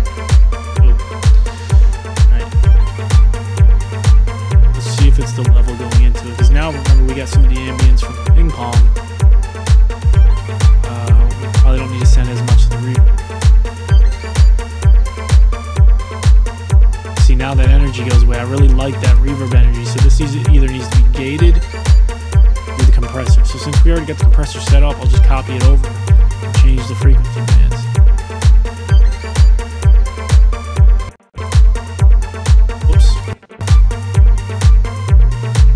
Already better. See? That drowns it. Now, I'm not going to use those same settings, but getting somewhere. I want to try one other thing. Look at a gate and see if it's even something that could be gated. Because if there's not enough movement in the signal, if it's at a constant level, the gate isn't going to work. It's got to be a very dynamic signal for the gate to come on and off. So let's see what we got here. Yeah, see, look at that. It doesn't move. So you can't really gate it, because watch what happens. It kind of does, but it just seems like it'd be too much to set it. Just see.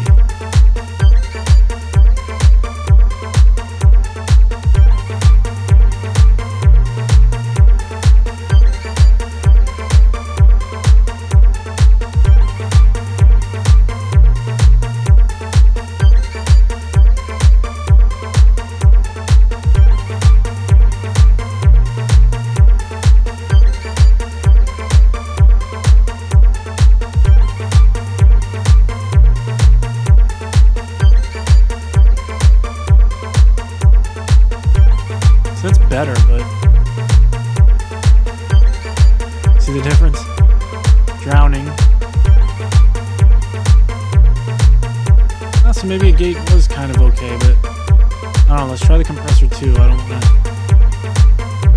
put out yet. I can't hear subtleties. The speakers are too low to see if it's moving too much. The reverb might be moving too much and being distracting. So let's mute this one. What we can do is we can still do the same thing before. Let's find exactly which frequency area is causing the most problem. But we need to get it off external. Or no, we don't. Thinking of this, the speaker here. Here's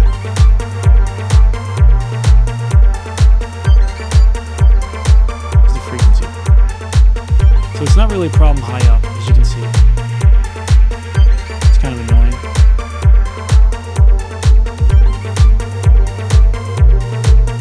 Just trying to find where it's the most distracting.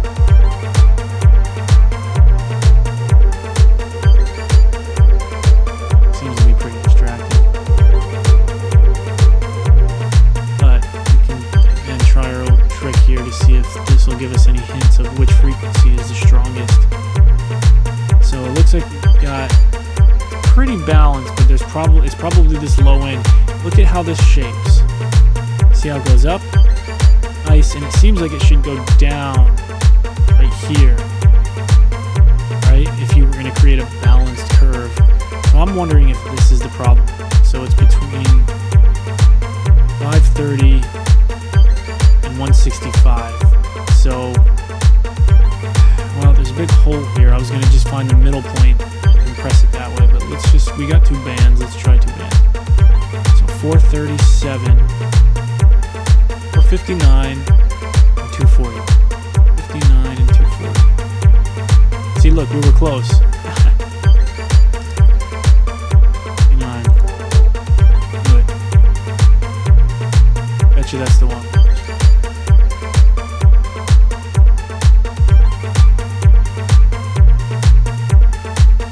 Check that out.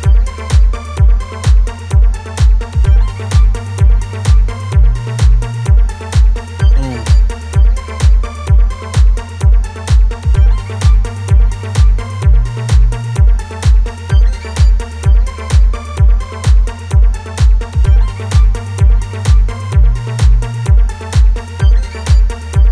Just trying to see if I'm going to get any of the sound in.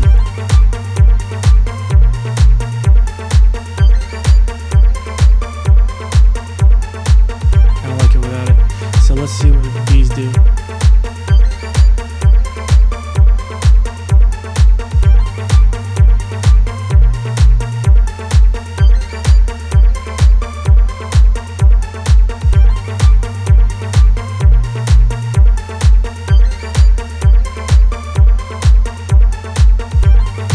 Just keep it like that.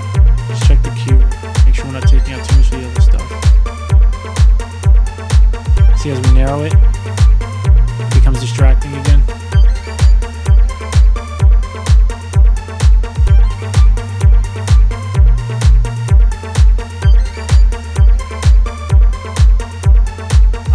I always make it a habit to, as soon as I make a change, like a width of the cue change, and I feel like, okay, I want to see that, I'll immediately hit the undo button to see which one's faster. You can't, I don't want to listen too long. So you just got to remember to go back to where you were. You have to compare to the thing you just did and see if it did what you wanted it to do. If you don't, if you just accept that that's what it was, you're going to have made a lot of changes to your sounds and effects that were not good decisions because you didn't go back to check to see if it was better than the original. All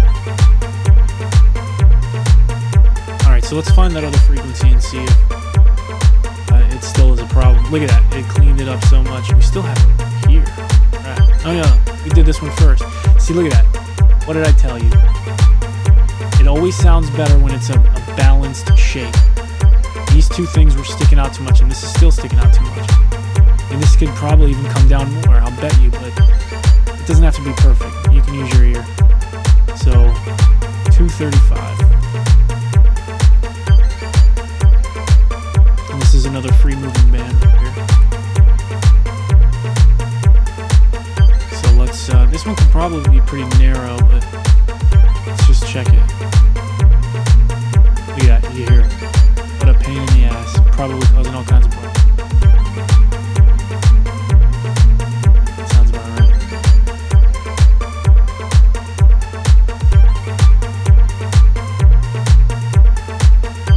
Boom.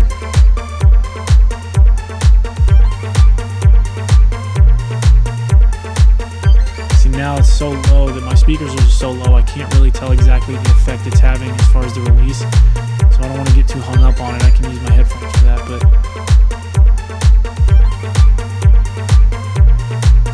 oh yeah. So in all honesty, you probably could have even high passed this, because it looks like I'm just cutting out a bunch of high pass, but I almost always opt for compression when it comes to that kind of stuff, because look at that, nice and balanced. I almost always opt for compression just because it doesn't completely get rid of the sound. So it actually keeps it very natural. It keeps it very natural when you do compression, because you don't completely lose it. You can do a quick test, see what happens with if we do a high pass. It may sound better, who knows, but I just always opt for the more complicated way, a side chain D-band compressor. Let's just see.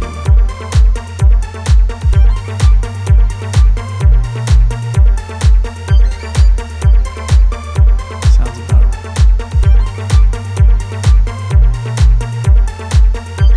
Let's see what this looks like on the... I want to be fair, so let's see if it's kind of the same as... It's kind of the same, right? So the EQ is this. Oh.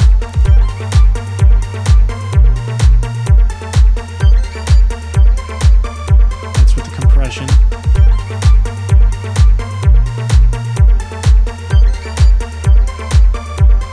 I'll have to listen in headphones, but it seems like it's a little too tinny. Let's see if I'm right.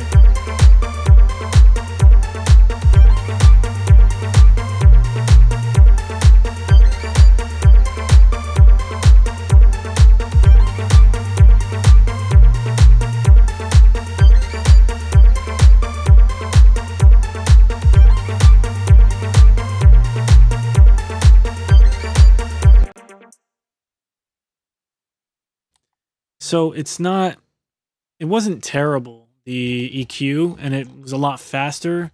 So it depends on your workflow, but personally, you gotta really be careful with filters, EQ filters, because it will change the phase and the timbre of the sound a lot of times.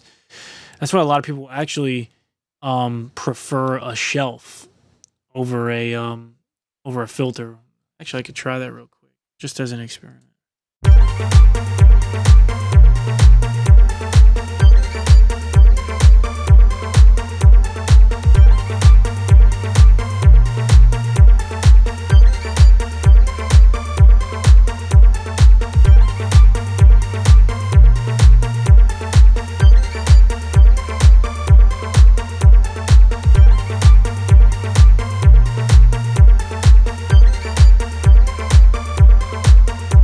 Kind of close. Let me see. Yeah, so we're about a good shape. So let's compare.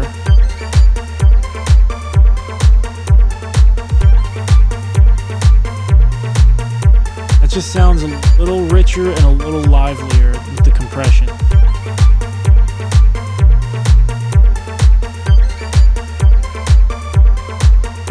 Yeah, I don't know. And you know what? You could probably set the EQ to be better or whatever, but it's just whatever works for you, man. I always seem to reach for compression when trying to control frequencies instead of EQ, because first thing a lot of people reach for is a filter. You put too many filters and you're going to get a very digital sound. Yeah, so yeah, Zir gets it. So let's see, I'm almost out of gas. curious, see, now that we've been messing around, I'm gonna see if this compressor is helping or hurting. So what I'm gonna do is I'm gonna turn off the compressor, but the volume's gonna go down. So what you're gonna need to do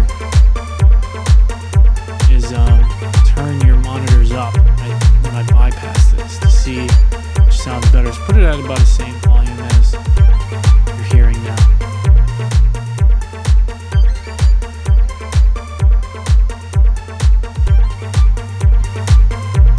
So personally, I like it without the compressor.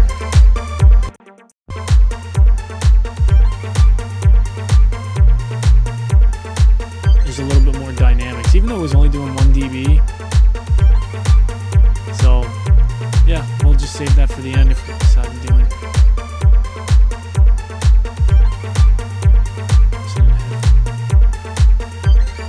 When I apologize, you guys are had to listen to the same passage for like an hour, but I mean, that's the way I do it, man. I don't know, maybe some people are different. I try to find the spot that has, you know, at least kind of the most instruments, although I'm sure there's probably other spots. But you know, that's how I do it, and then I'll move on to another section, and hopefully, you know, I don't have to do too much work to bring the energy level back up to the, you know, what was done in the chorus. Some people, maybe they'll start with the verse and then they'll do the chorus later. I don't know, but it seems to be popular to try to control what the maximum amount of energy is going to be in the song, which is the chorus first. So you can bring it to its limit, and then at least you know that when you go to the verse or something else, that if you need to add stuff, you can, and you don't have to backtrack. Like if you make the verse slamming or you know, you hit the verse too hard, when you get to the chorus, it's going to blow up and you're going to have to start backtracking everything. You don't want to have to backtrack. If anything, you want to push into a compressor, into a mix, not try to backtrack it. But what does it sound like with everything? Shoot, we've only been listening to a couple of these. Missing.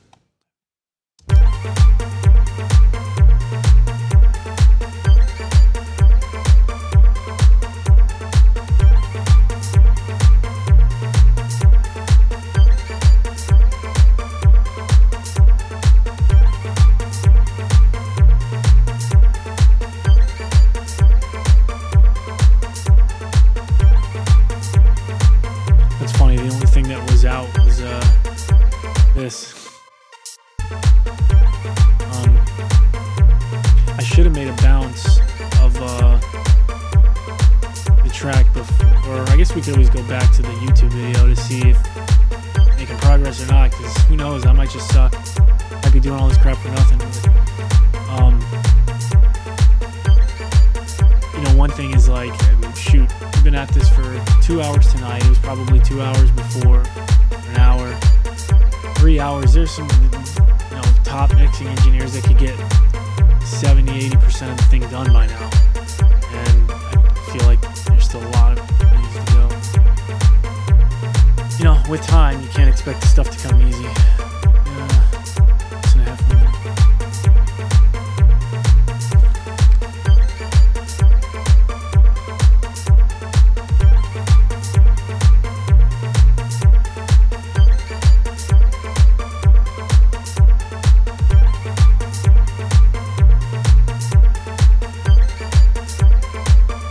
Let's check out some of the things we did today.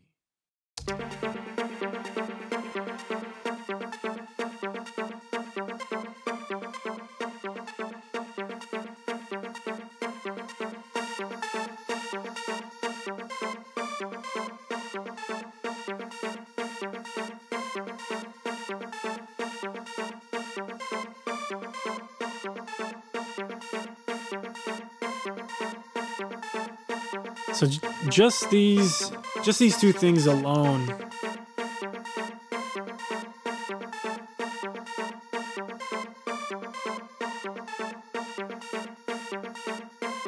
see, it's a lot brighter.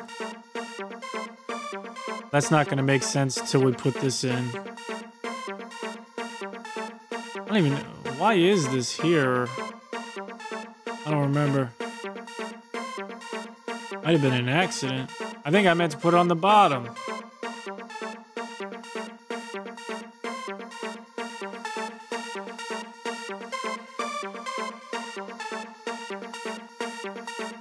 Yeah, I don't know why that's there. I think that's oh, the kick. I'm such an idiot. There you go. So already...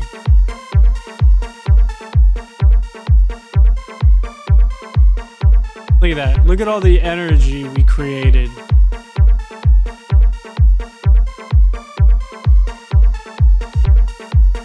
Might be a little too much movement, but whatever. Alright, and then this.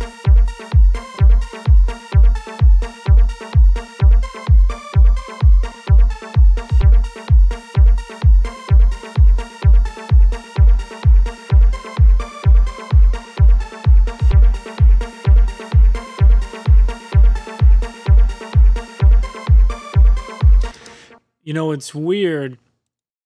I kind of like it. If there's no effect, I like it without the compressor. Although that's with not everything playing. Oh, yeah. See, that's what it is. In solo, see, that's why you don't mix in solo. See, I like the way it sits better in solo.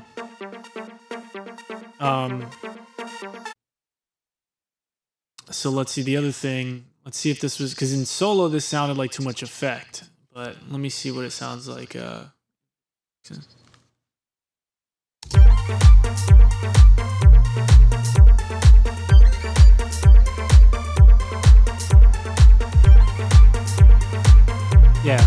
See, I like that. It still seems like it could use a little bit of cleanup. Like it might be a little too muddy, but I'm running out of gas for now. I haven't even taken a break in 2 hours, and you really should. If you're mixing, you should take breaks. Otherwise, you don't really know what you're gonna be doing. So I'm probably about done for tonight. Let me name this. Let's see. Reverb. Now we might use this reverb for another thing, so let's be a little specific. So I think this was a room. It's just called room verb. Or verb room, because I think I start everything with verb, so I'll be looking for verb if I want to send something to it. Oh yeah, I hope it didn't go off for too long. Could you still hear the voice? So let's see, verb room. The kick probably still needs a little work or whatever, but I don't know. It's just, you know, this is kind of what you do, and you know, once we get a decent all-around picture going, you know, we'll run it through the analog stuff and see if we can notice a difference. See, the good thing is I've got the output routed directly to you, so you could actually see, you'll actually be able to hear what analog gear sounds like, and if you like it or not, because it's going directly to it. And I can do it quickly since it's a hybrid system. I don't have to go patch everything in. That's what all this stuff is right here.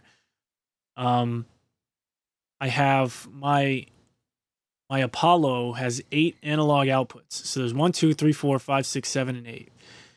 It also has 8 digital outputs. So I bought another cheap interface, a Behringer interface that will take an ADAT signal, a digital signal, and turn it into 8 more analog signals. So now what I have, 16 total analog inputs to go into my SSL Xdesk little summing mixer that also I have some hardware effects on it too.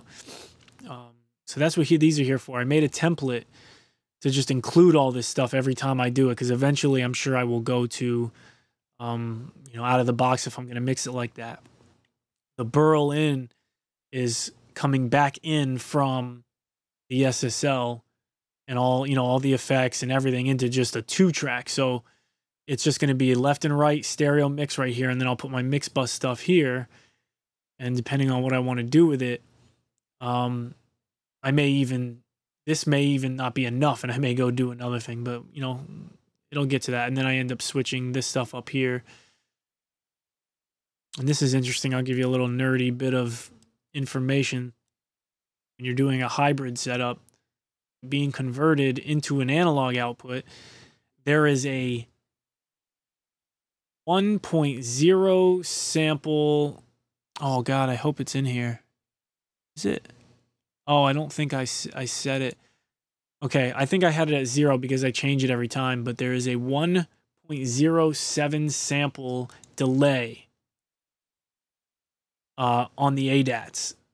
So these come in just one sample later to the XDesk than this stuff. And that's important because a lot of what I do, when I do the analog stuff, is I send the main, I'll send via a send on each track. I will choose an ADAT channel to just send it out through.